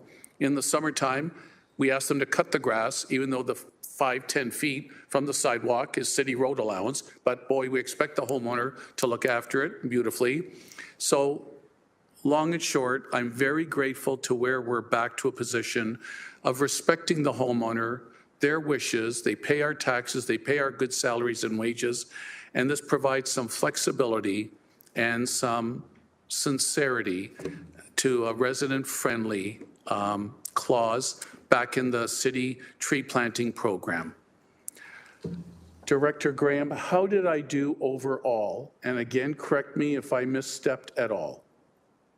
Through the chair, I agree with your determination of history and the challenges outlined with the change to the program and your review of the report and the option to opt out for a period of 3 years with a check back at that time. Thank you, Director Graham. Thank you, Chair Pauls. I'm hoping that committee colleagues will concur and realize that we want to move ahead, make our city as environmentally pleasant and healthy with more tree planting, but also respectful. And the homeowners, I got 40,000 residents, 19,000 households. This is 40 or 50 from my Eastmount community to just kind of steamroll and saying those few are going to get it regardless. I'm really glad what's here before us today. And again, tremendous thanks to Director Graham. Thank you, Chair Pauls. Thanks for your indulgence. Oh, thank you. And I really appreciate what you just said because I've had concerns as well. And when we did our agenda review, I was so happy that the residents do have a choice. And after 3 years, they could, if they want it, they could have it. So thank you for that. I really appreciate it. Councillor Taddison. I just had one question as to the summary that Councillor Jackson provided. After the 3-year opting out, is there no more opting out after that? If they determine that they don't want a tree, then that's the end of it? Or do they have to accept a tree after the 3 years? No, Director Graham? Yep, through the chair, Cynthia Graham, Director of Environmental Services. The intention would be to revisit the homeowner, see if any of the conditions have changed, whether the property changed ownership and the residents then were willing and wanted a tree. They could opt out again. at that follow-up. Which is great. Thank you for that report. Thank you. Okay, I don't see anyone else, so we're going to move on. And, okay, 7.5, Waste Management Subcommittee minutes. Angela Storr, Director of Waste Management, is available to answer any question. Is there any questions? I don't see any, so we're going to move on. And I just need everybody to raise their hands saying, I don't want to ask any questions. Everybody, put your heads up. Councillor Tatterson? All right, thank you, everybody. Thank you. So we're going to move on. Okay, public hearings. Proposed permanent closure and sale of portion of road allowance between 75 and 83 Frederick Avenue. As required under the city bylaw, 14204, a public meeting is required. Notice of this public meeting was provided and posted on the City of Hamilton website. The notice advised that anyone whose lands are prejudicially affected may appear before committee. The clerk has advised that no individuals have pre-registered to delegate. Are there any questions of the public wishing to address the committee? For the second time, are there any members of the public who wish to come forward to speak to this matter? And the last time, the third time and final time, are there any members of the public who wish to come forward and speak on this matter? So, it is closed now, and may I have a mover and a second to close the public meeting? Councillor Jackson and Councillor Sparafora. Thank you. And we will have an electronic vote.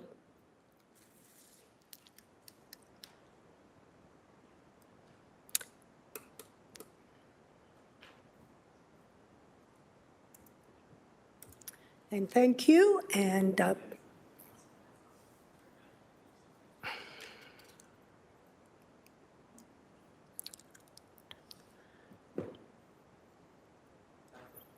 I voted. Oh, it's 9-0. I hardly could see the number, but it's okay. 9-0. Okay, thank you. Okay, on the report, may I please have a mover and a second to approve the report? Councillor Sparafora, Councillor Jackson. Is that good? Okay, David Lamont, Manager of Geomatics and Corridor Management, is available here to answer any question.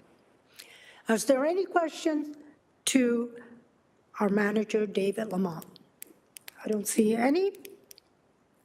So we will require electronic vote, please.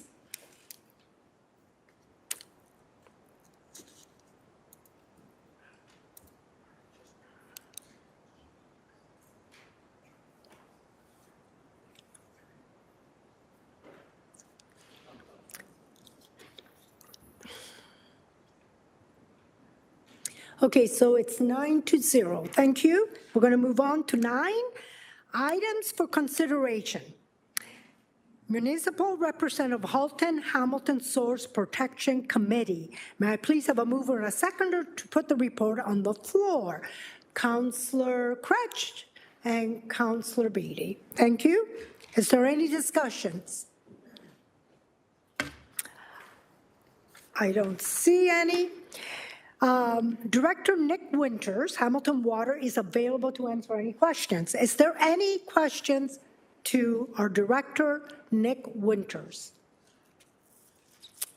Thank you. I don't see any, and we're going to vote now. E-vote, please. Thank you. And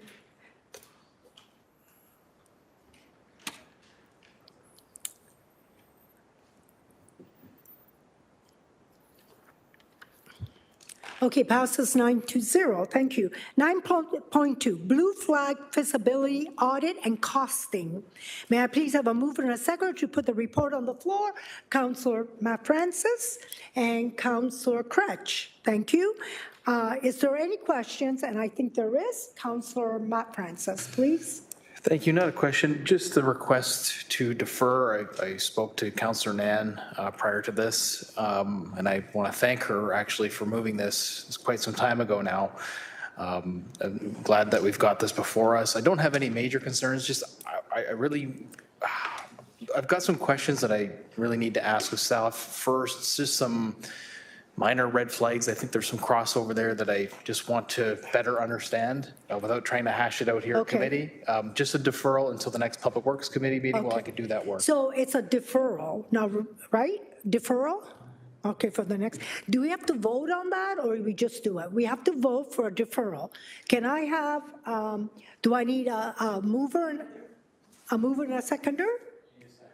I need a seconder. Can anybody second it? Councillor Beatty, thank you for that. And actually, it's a good idea because I have questions as well. Okay. So everybody, we're going to vote, e-vote for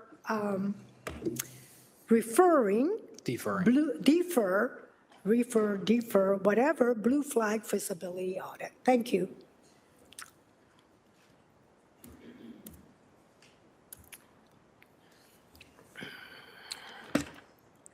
Okay, and it passes, not yet.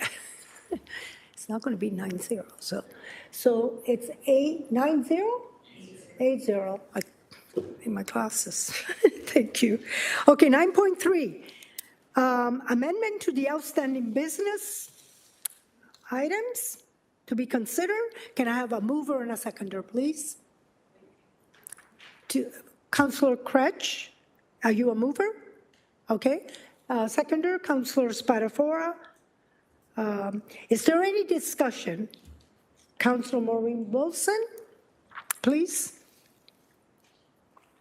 Thank you.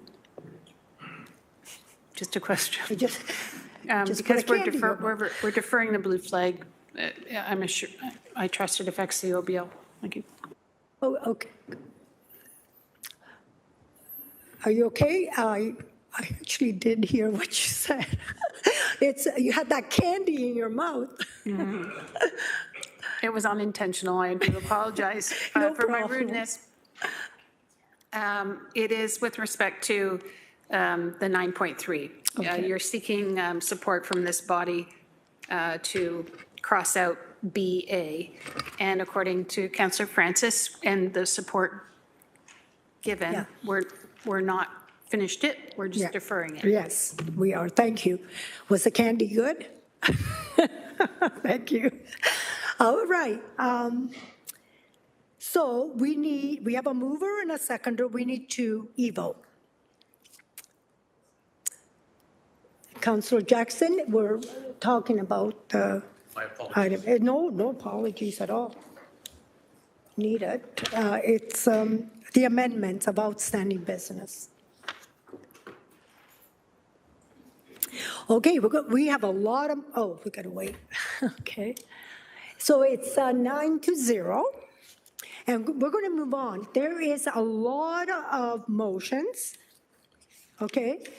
And I was, okay. So we're gonna start with 10.1. Pedestrian and crowd safety measure within the city municipal right-of-way. Councillor Francis, would you introduce your motion, and who is your seconder, please? Yep, absolutely. Yeah, it's moved by myself, seconded by Councillor Maureen Wilson, sorry.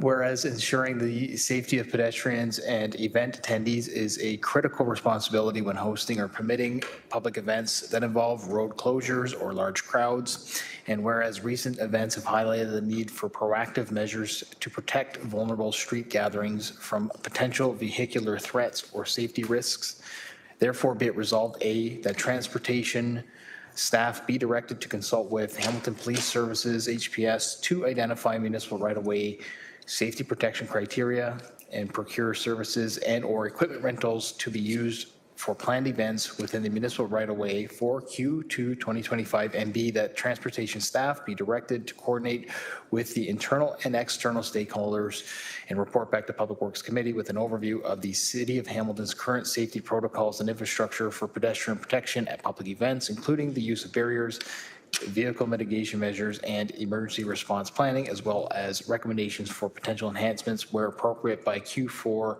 2025 to be adopted in 2026.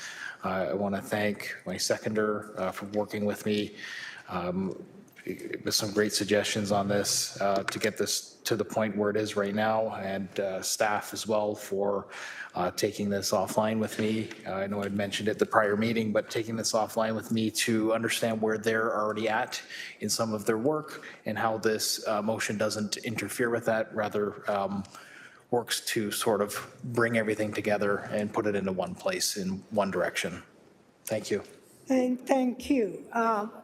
I guess there's no, any discussion? Anybody want to? No, I don't see any, so we're just going to e-vote, please.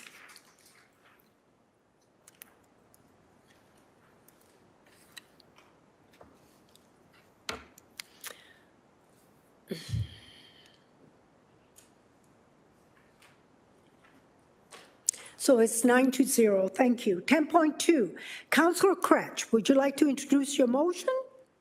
And I see that Councillor Nan, will you be your seconder, right? Is she here? She's not here, but yeah, I'd be happy to introduce my motion. Okay, I'll go through a would brief like to- history, but not quite as loquacious as Councillor Jackson's histories, but just briefly to say that the motion here, moved by myself, seconded by Councillor Maureen Wilson. Okay, sure. In place of Councillor Nan, will be to replace the Ferguson Avenue North decorative fountain. Short history. The fountain never really worked properly, sadly. It's almost between a kind of fountain and a splash pad. And so that's why the cost is a bit higher for something like this. It's a bit complicated mechanically. Didn't really properly work. And so thankful to park staff and other people who've said, look, if we want to do this right and have a themed fountain in the train area, then we're going to have to dig this thing up and redo it and make sure the mechanical works, make sure it functions properly, and make sure we have the proper maintenance for it. And so this is coming out of the area rating reserve to replace the fountain that never really worked properly in the first place. Thank you. Thank you, Councillor.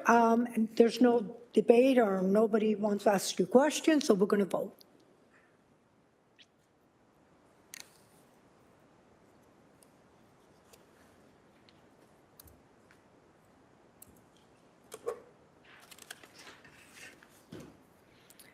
And it passes, it's 9-0, right? Okay, thank you.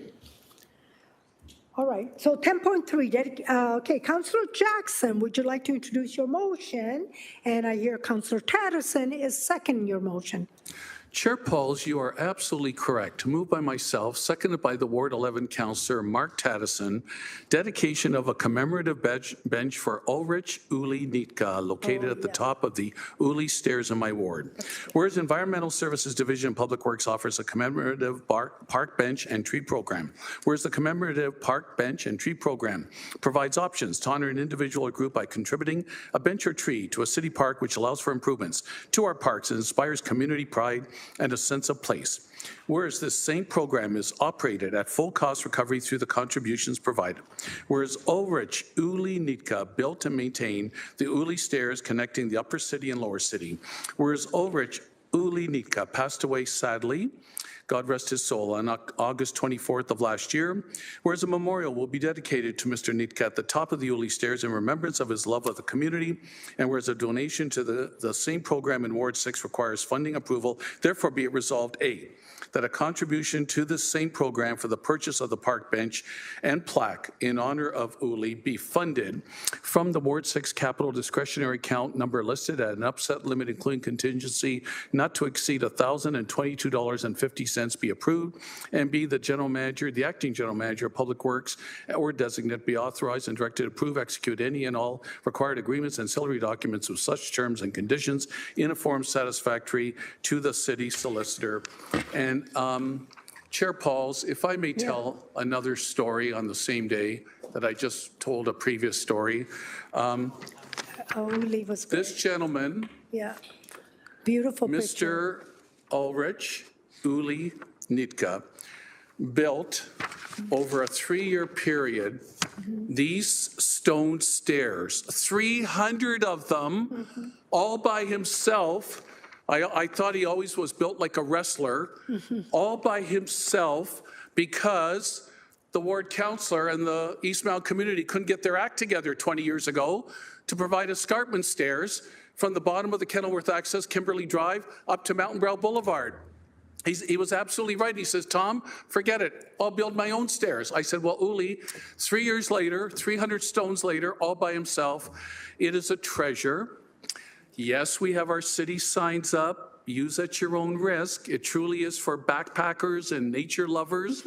Tom Jackson would never use them. Yes. However, well, that wasn't that funny, Chair Pauls. But anyways, we put up a sign, use at your own risk, because the city doesn't sanction them. Uli, through the love of community and access up and down the East Mountain Escarpment that was void of any escarpment stairs 20 years ago, built them because he couldn't wait any longer to the ward councillor to get his act in gear. The ward councillor got inspired and spurred on by Uli, and finally, after a number of meetings with my community said, Tom, overwhelmingly, those Uli stairs are wonderful, Tom, but Tom, you know, not everyone can use them, plus the city hasn't sanctioned them.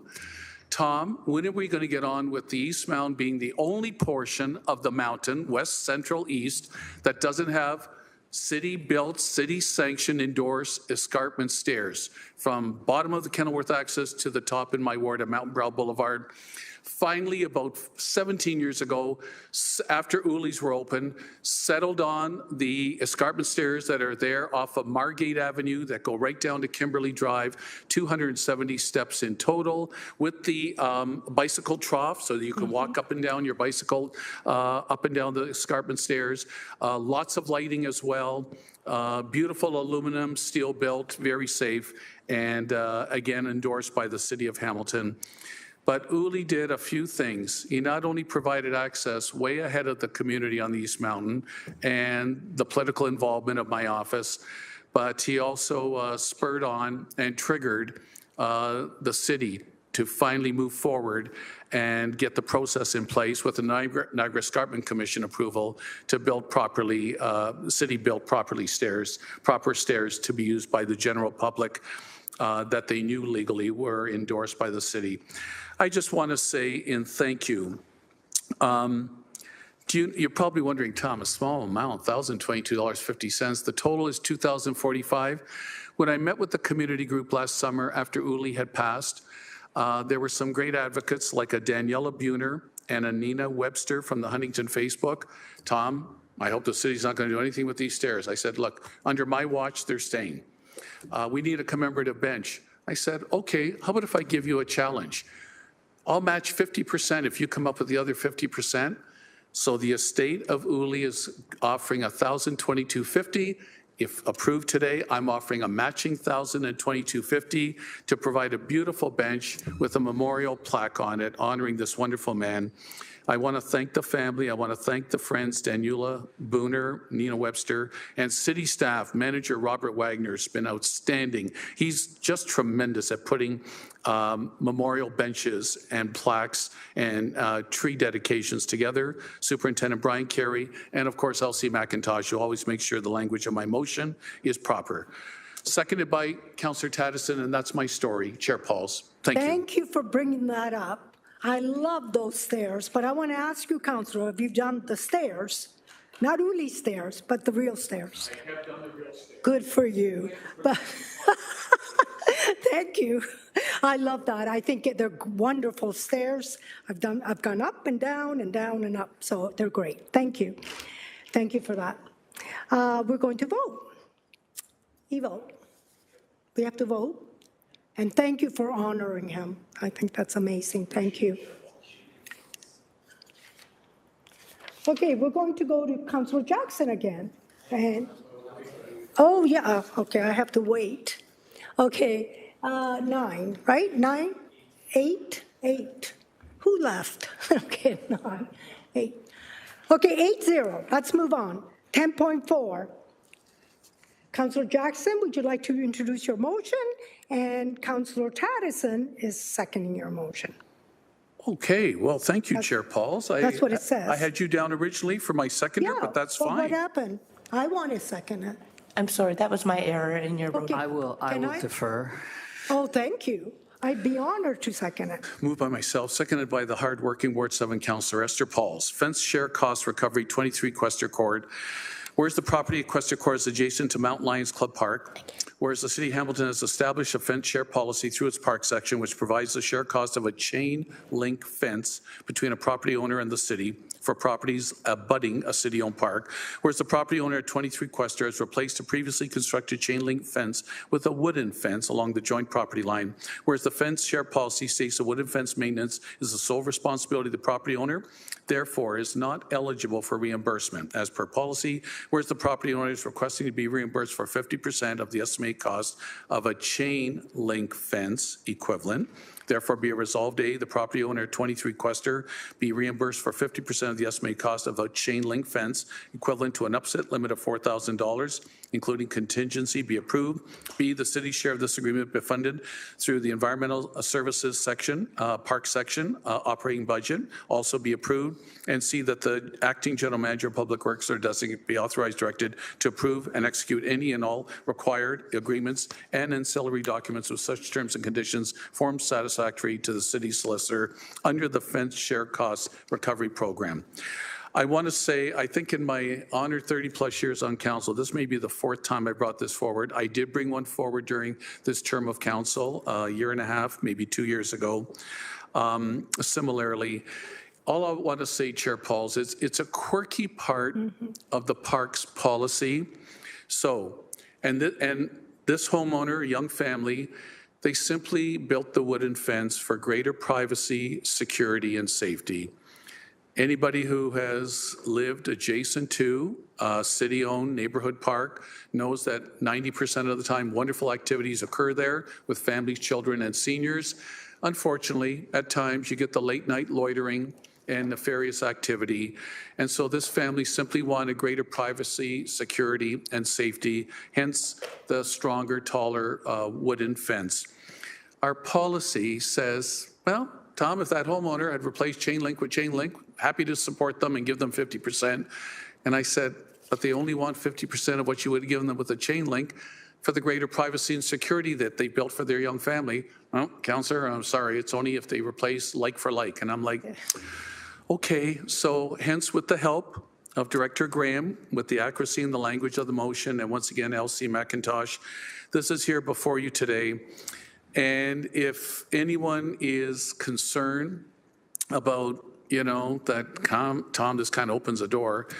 Well, again, in all my honored years, this is, I think, my fourth one. And you can imagine the thousands of homeowners across our city that abut parks. And I'm just asking for a special dispensation for this homeowner that is doing everything for the safety of his family and not wanting anything more than what he would have got replacing a chain link fence. Thanks, Chair Pauls. Thank you for that. And I think I had a similar one 4 years ago, so thank you for that. Yeah. All right, so we're going to have an e-vote.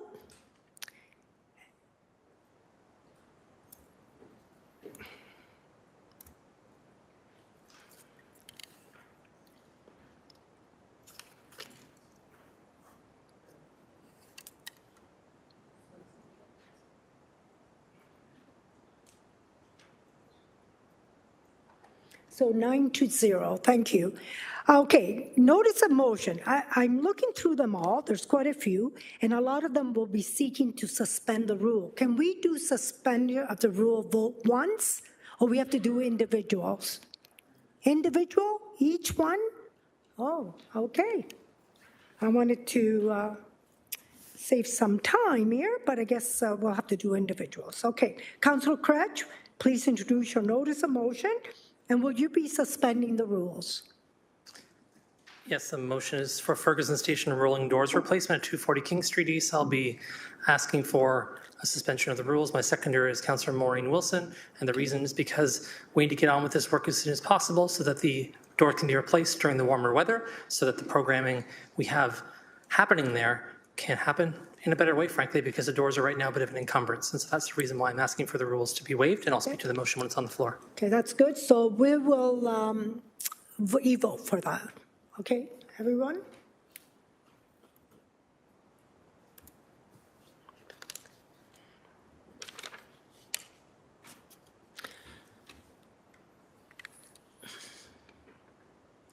Okay, it's 9-0. We're going to move on. Councillor Craig, please introduce your motion, and Councillor Maureen Wilson will be your seconder. Because it says Nan, but she's not here. So for those who don't know, the area around Ferguson Station is not doing great. The stage that we installed there up Ferguson Avenue has not really been used or programmed. We haven't really emphasized or prioritized programming at Ferguson Station, and so the BIA has kind of had to pick up some of that programming need and ask on city property. And one of the big barriers right now are the metal rolling gates. And so long story short, they become dysfunctional over time. So we put them in many years ago, they've become dysfunctional, and we don't have anything that operates in more of an automatic way. So these are manual gates, and frankly, they're quite heavy. So the goal here is to replace the heavy gates that are there now, some of them, and then add 2 gates that can be raised automatically to help with events, to get these things up and down, so it makes it easier for folks. So number 1, the gates are in disrepair and need to be replaced. Number 2, we need to have gates that operate in a bit of a better capacity to make things easier for programming at Ferguson Station.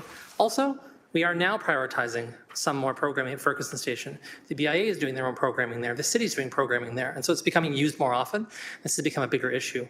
We're also in the process, I've said this in my newsletter and elsewhere publicly, so it's not going to be a surprise, of helping the folks who use Ferguson Station for food outreach to transition to another space. So this is a good time to do that and to make sure that the Ferguson Station amenity is in good repair so we can keep using it. Thank you.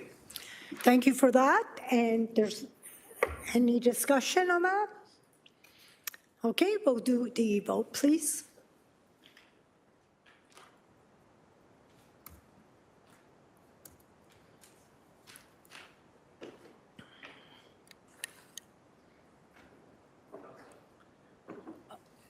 Okay, it's 9-0. Thank you. Okay, Councillor Maureen Wilson, please introduce your notice of motion. And thank you, Chair. It's staying as a notice. Oh, it's staying as a notice. Thank you. Okay, 11-3. Councillor Beatty, please introduce your motion, and will you be suspending the rules? Thank you, Chair, and through you, I will be suspending the rules, seconded by Councillor Tom Jackson. The reason being, this was a long-standing, outstanding issue for the McNeely Road community, and getting these installed in a timely manner is a priority of mine.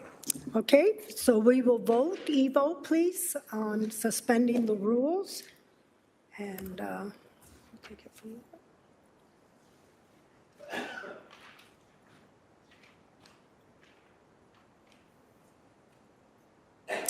Thank you, and it passed 9-0. Councillor Beatty, please introduce your motion, and I understand Councillor Jackson will be your seconder? That is correct. Okay, thank you.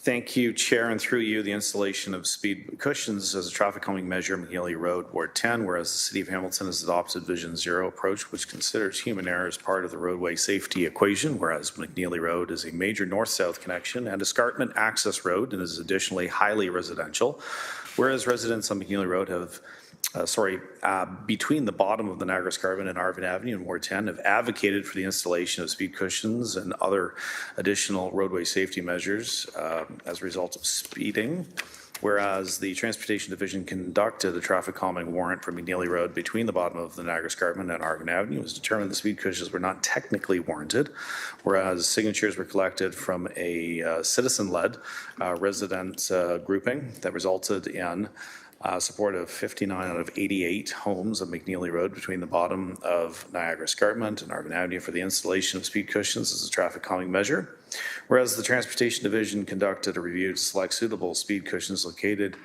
on McNeely Road between the bottom of Niagara Escarpment and Arvin Avenue and determined the segment between Barton Street and Arvin Avenue is not suitable for the use of speed cushions as traffic calming measures due to the industrial land use in the area, whereas suitable speed cushion locations on McNeely Road between the bottom of the Niagara Escarpment and Barton Street have been reviewed by the Ward Office, and whereas the Transportation Division is collaborating with the Ward 10 Councillor to explore alternatives for traffic calming on a variety of north-south roads relative proximity to McNeely Road. Therefore, be it resolved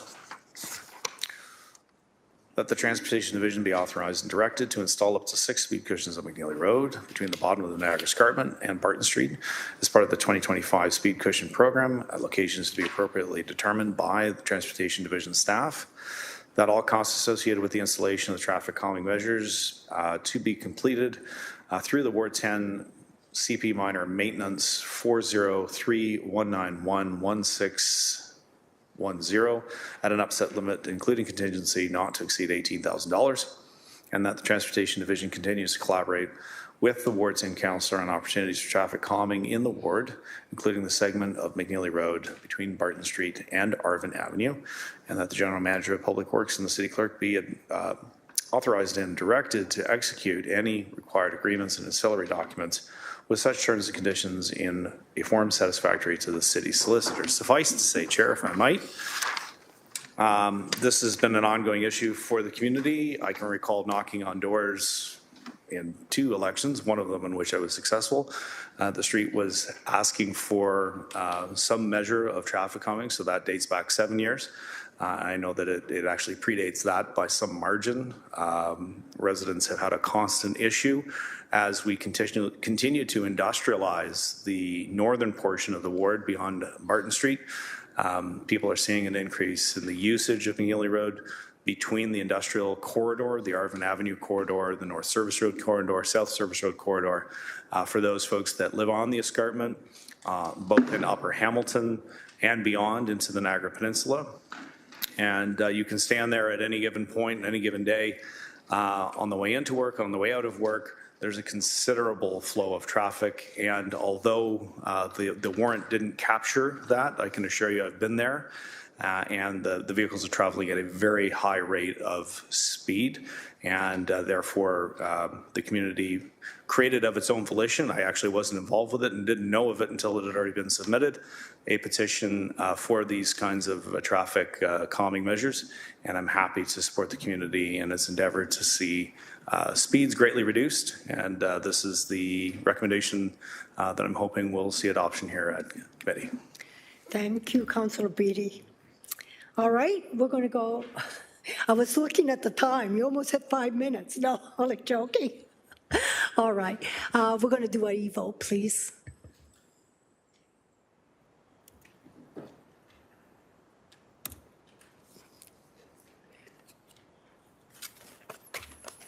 Okay, the next one. Oh, all right. And it passes 9-0. Okay, the next one is for 11.4, Councillor Francis.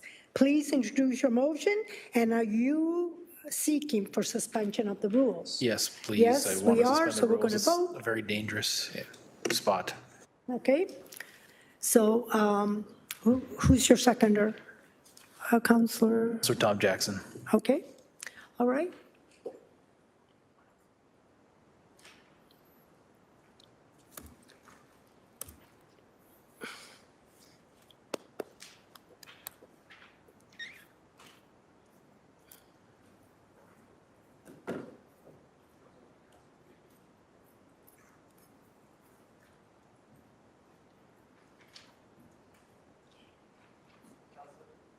I voted, 9-0, thank you. All right, Councillor Francis, please introduce your motion.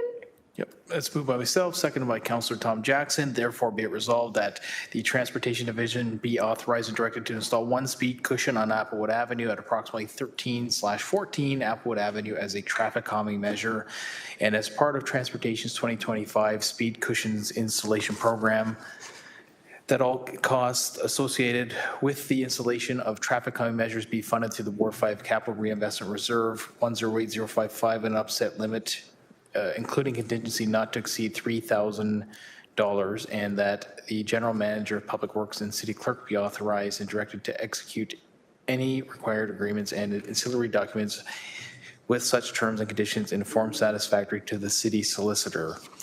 Yeah, this was a petition-driven, dangerous intersection with 72% of the homes, or intersection rather, but a cut through.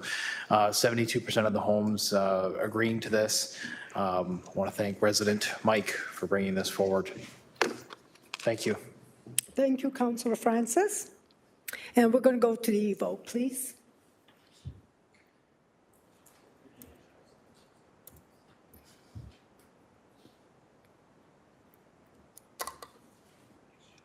And it passes 9-0. Thank you. I'm going to relinquish the chair to Councillor Francis because I also have installation of speed cushion, and I'm going to suspend the rules. So Councillor Jackson is my seconder. Okay, we will have that electronic vote to suspend the rules. Vote is up.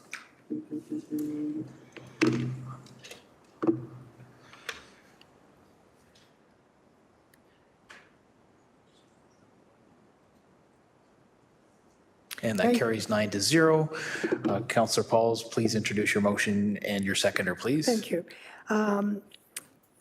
Councillor Jackson is my seconder, and I'm going to just read the therefore because it's quite long, and therefore be it resolved that the Transportation Division be authorized and directed to install one speed cushion as a traffic calming measure on East 32nd Street between Fennel Avenue East and Brucedale Avenue East in front of the address 227 East 32nd Street as part of the 2025 Speed Cushion Installation Program, that all costs associated with the installation of traffic calming measure be funded through the Ward 7 Capital Reinvestment Reserve 108057 at an upset limit, including contingency not to exceed $3,000, and that the General Manager of Public Works and City Clerk be authorized and directed to execute any required agreements and ancillary documents with such term and condition in form as satisfactory to the city solicitor. We've been talking about speed bumps all the time. There's always motions, and I tell you, this has been going on since last term. Finally, he said, I need it, and we said get a petition, and we did get one, and so it's going on East 32nd. And specifically, it's going in front of, I think, his own house, 244 and 227. So I want to thank you, and we're going, you're going to say that. We're going to vote. Yes, I'm not seeing any speakers to this. We'll have the electronic vote. Vote is up.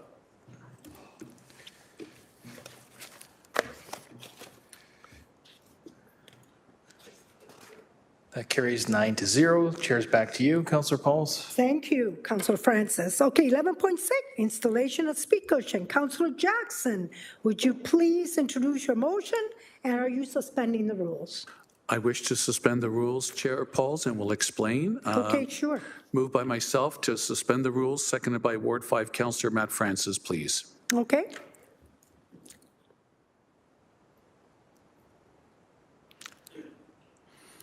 Evo, please.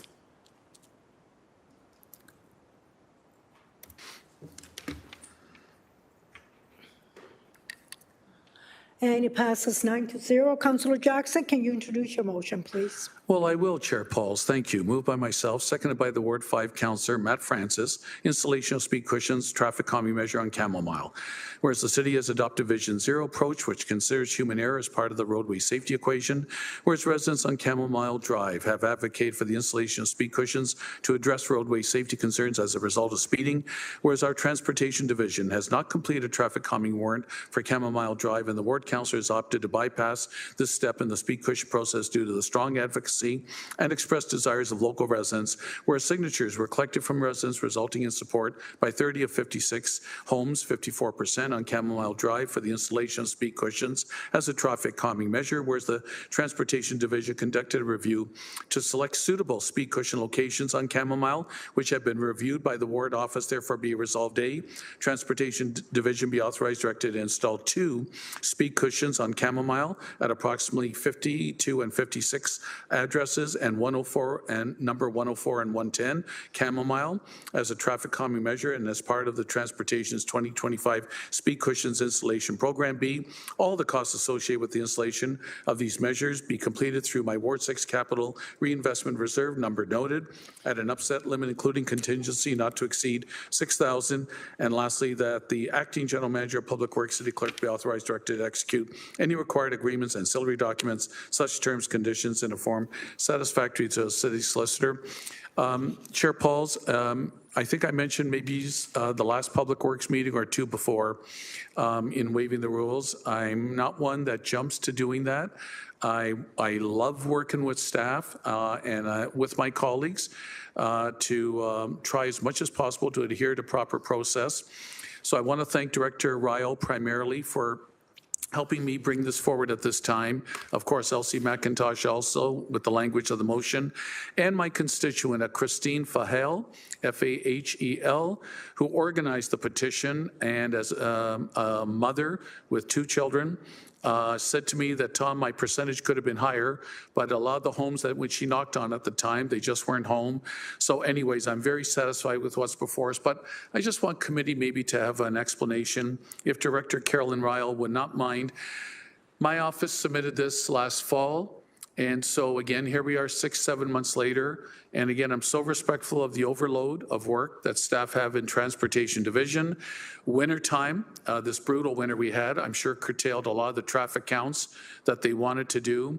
Cybersecurity has unfortunately wiped out many files from last year, including my submission probably from last October. But I just wondered if Director Weil, just so you're not taking my word, wanted to make a comment in terms of the gap in time. Through you, Chair Pauls, please. Thank you. Director? Good afternoon, Carolyn Ryle, Director of Transportation. Thank you, Councillor, for the question. So typically the process for traffic calming takes anywhere between 4 to 6 weeks when a request comes in through the division where they're logged and then they're prioritized based on the need. With regards to seasonal and work priorities, but in this case seasonal, anything usually between December and spring time frame pending on winter elements, and we did have a very robust winter, I'll say, that does impede our ability to be able to go out there and do the traffic calming assessments, which we do out on the street, which is looking at speeds and volume of traffic. So in this case, due to the winter, I'm relaying that the delay was impacted due to that. Thank you so much, Director Ryle, because again, that middle whereas paragraph about bypassing, I'm always 90% of the time trying to work in consultation and in conjunction with city staff. But it's here before you because my community has asked recently, Tom, what's the status of the speed cushion approval for Chamomile? Again, seconded by Councillor Francis. Okay. Thanks, Chair Pauls. Thank you. Thank you. Okay. 11-7. Oh, no, we're not going to vote. It's a done deal. Okay, let's say you vote.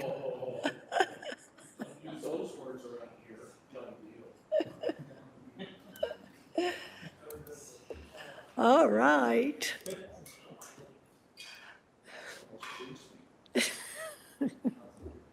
It's 9-0. We just made it. Thank you. Okay, Councillor Patterson. Please introduce your notice, a motion, and will you suspend the rules? I will ask for that permission, Chair. Okay, the permission is we're going to vote. And who's your seconder? It would be the speed bump I will do it. Prince, Councillor Beatty. Oh, okay. Okay, so let's vote on the waiving of the rule first, okay? Do you want an explanation? Oh, no, I don't want an explanation. Okay. I think you could, as you read your motion, we'll understand the urgency.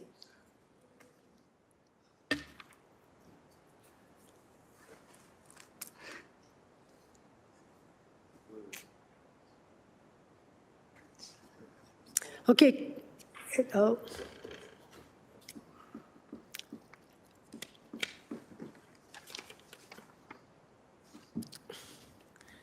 All right. Okay, it's 9-0. Councillor Patterson, please read your motion. Thank you to councillors. Moved by myself, seconded by Councillor Jeff Beatty. It's installation of speed cushions as a traffic calming measure on Copperfield Lane. That's in Ward 11. I'll read a couple whereases. Whereas the residents on Copperfield Lane between Glancaster Road and Idlewild Lane in Ward 11 have advocated for the installation of speed cushions to address roadway safety concerns as a result of speeding. Whereas signatures were collected from residents in support of 35 of 45 homes on Copperfield for the installation of speed cushions as a traffic calming measure. That's 24% more than 54%. Whereas the Transportation Division conducted a review to select suitable speed cushion locations on Copperfield Lane between Glencaster Road and Idlewild Lane, which have been reviewed by the Ward Office. Therefore, be it resolved that the Transportation Division be authorized and directed to install 2 speed cushions on Copperfield Lane between Glencaster Road and Idlewild Lane at approximately 1820 and 3436 Copperfield Lane, a traffic calming measure, and as part of Transportation's 2025 speed cushion installation program. That all costs associated with the installation come from account 403-1911611 at an upset limit not to exceed $6,000.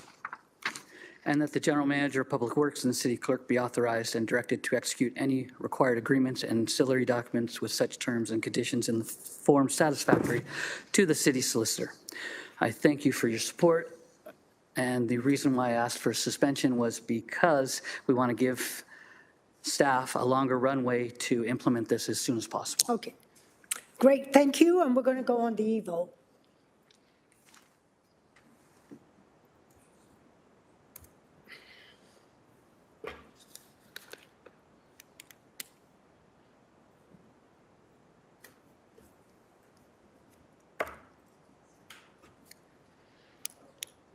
A 9-0, thank you. Oh, no, 10-0. It's changed. Okay, 10-0. We're going to go to 11-8, and it's Councilor Nam, but she's not here, but she is a notice of motion, so she'll probably leave it as notice of motion. Okay, 11-9. Chair Bowles, I just need someone to introduce it on her behalf. Okay, who's in? Councilor Cratch? So introduced. Thank you. Okay, introduce. Great. Do you want me to read it or no? No, it's there on the agenda. Everyone can see it. I think we've had many readings, which have been good, but I won't contribute to the list of readings at this time. Thank you. Thank you. 11.9 funding. Okay, Councilor Cratch, please introduce your notice of motion. Thanks, and I'm going to ask that the rules be suspended. My seconder is Councillor Tattison for motion of funding of open space improvement at the former Sir Johnny Macdonald High School. And this is sensitive because if we can get this motion approved today, it's likely that the implementation of the fencing will happen before the start of the next school year. So I'll explain that in more detail, but that's why it's here today. And I'm asking for the rules to be suspended. Thank you. Okay, thank you. We will vote. E-vote, please.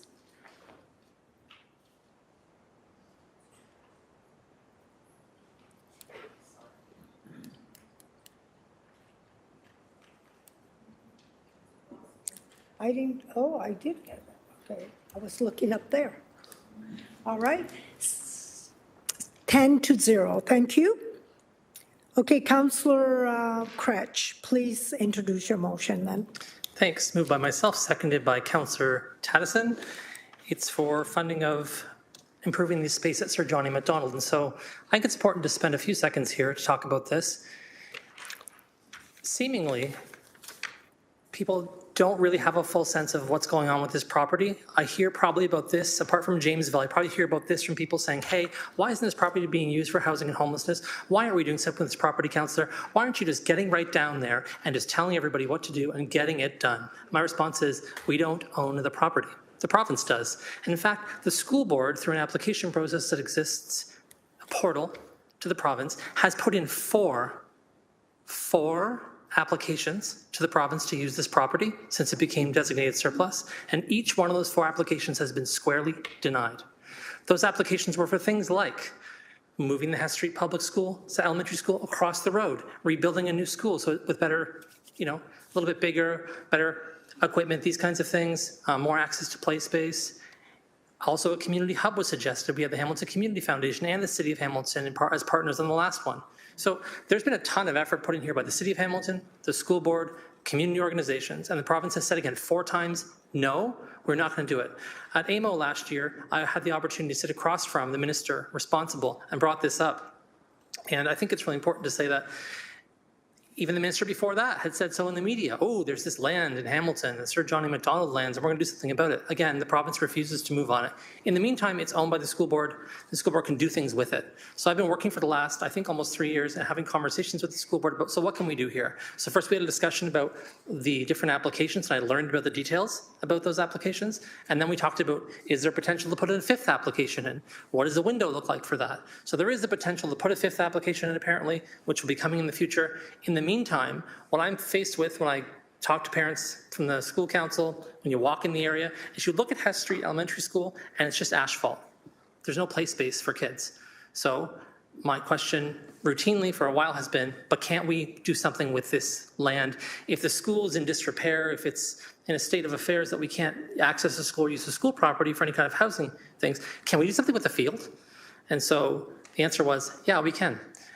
You'll probably remember or know there was a motion at the end of the last term of council, and then again, we had to make some adjustments this term for fencing at Corktown Park for the same reason for Queen Victoria students in the Corktown neighborhood who don't have access to play space. So we put a fence in Corktown Park in an area that wasn't being heavily used, and now kids can go across at recess with the help of a crossing guard, and they can play in the green space. Exactly the same thing is going to be happening here. So the school board is going to deal with this. There's no operational impacts to us. They're just going to put up a fence, and they don't have the money to put the fence up. It costs about $57,000, and so it's being funded out of the area rating reserve to put the fence up. And also, this will make a modification to the crossing guard schedule to allow for more crossing guard time, which will have a very negligible financial impact, is my understanding. But we'll do an extra hour around a certain time of day, and then an extra hour later to make sure kids can get across this intersection. And if you don't know, it's right at Hess.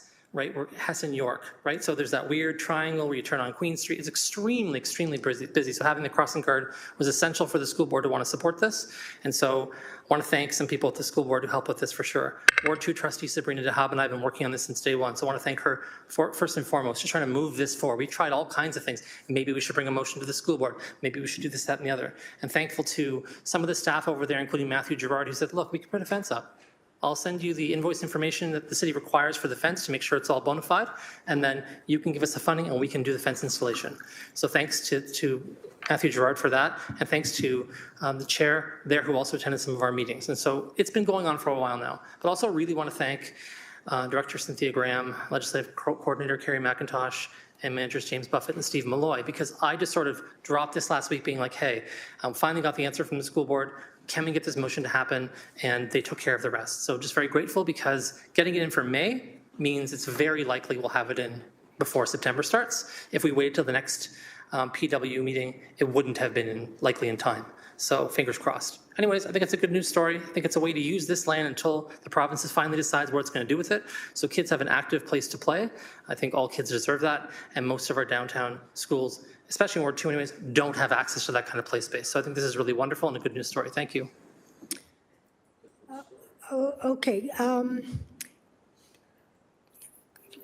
Question by Councillor Beatty. I have one too, but you go ahead first. Not a question, a comment. Yeah. First, my thanks to the ward councillor for bringing this forward. If I could third it or fourth it after the seconder, I would happily do that.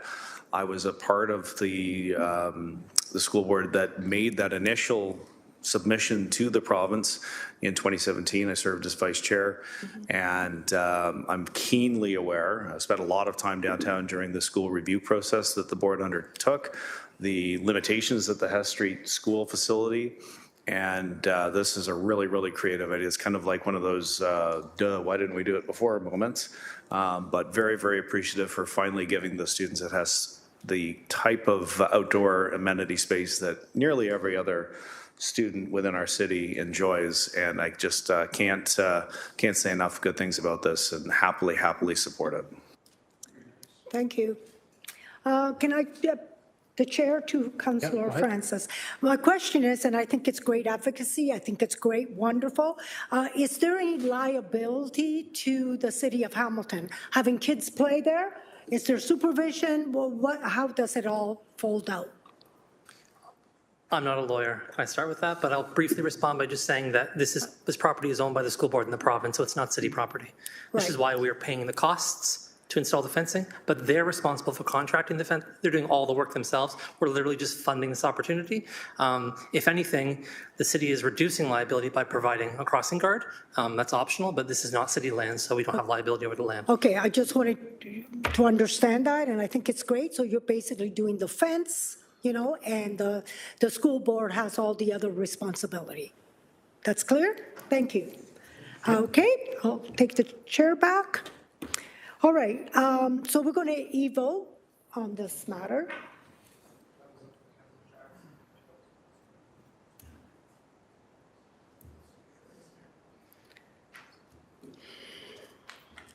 Okay, before, all right, oh wait.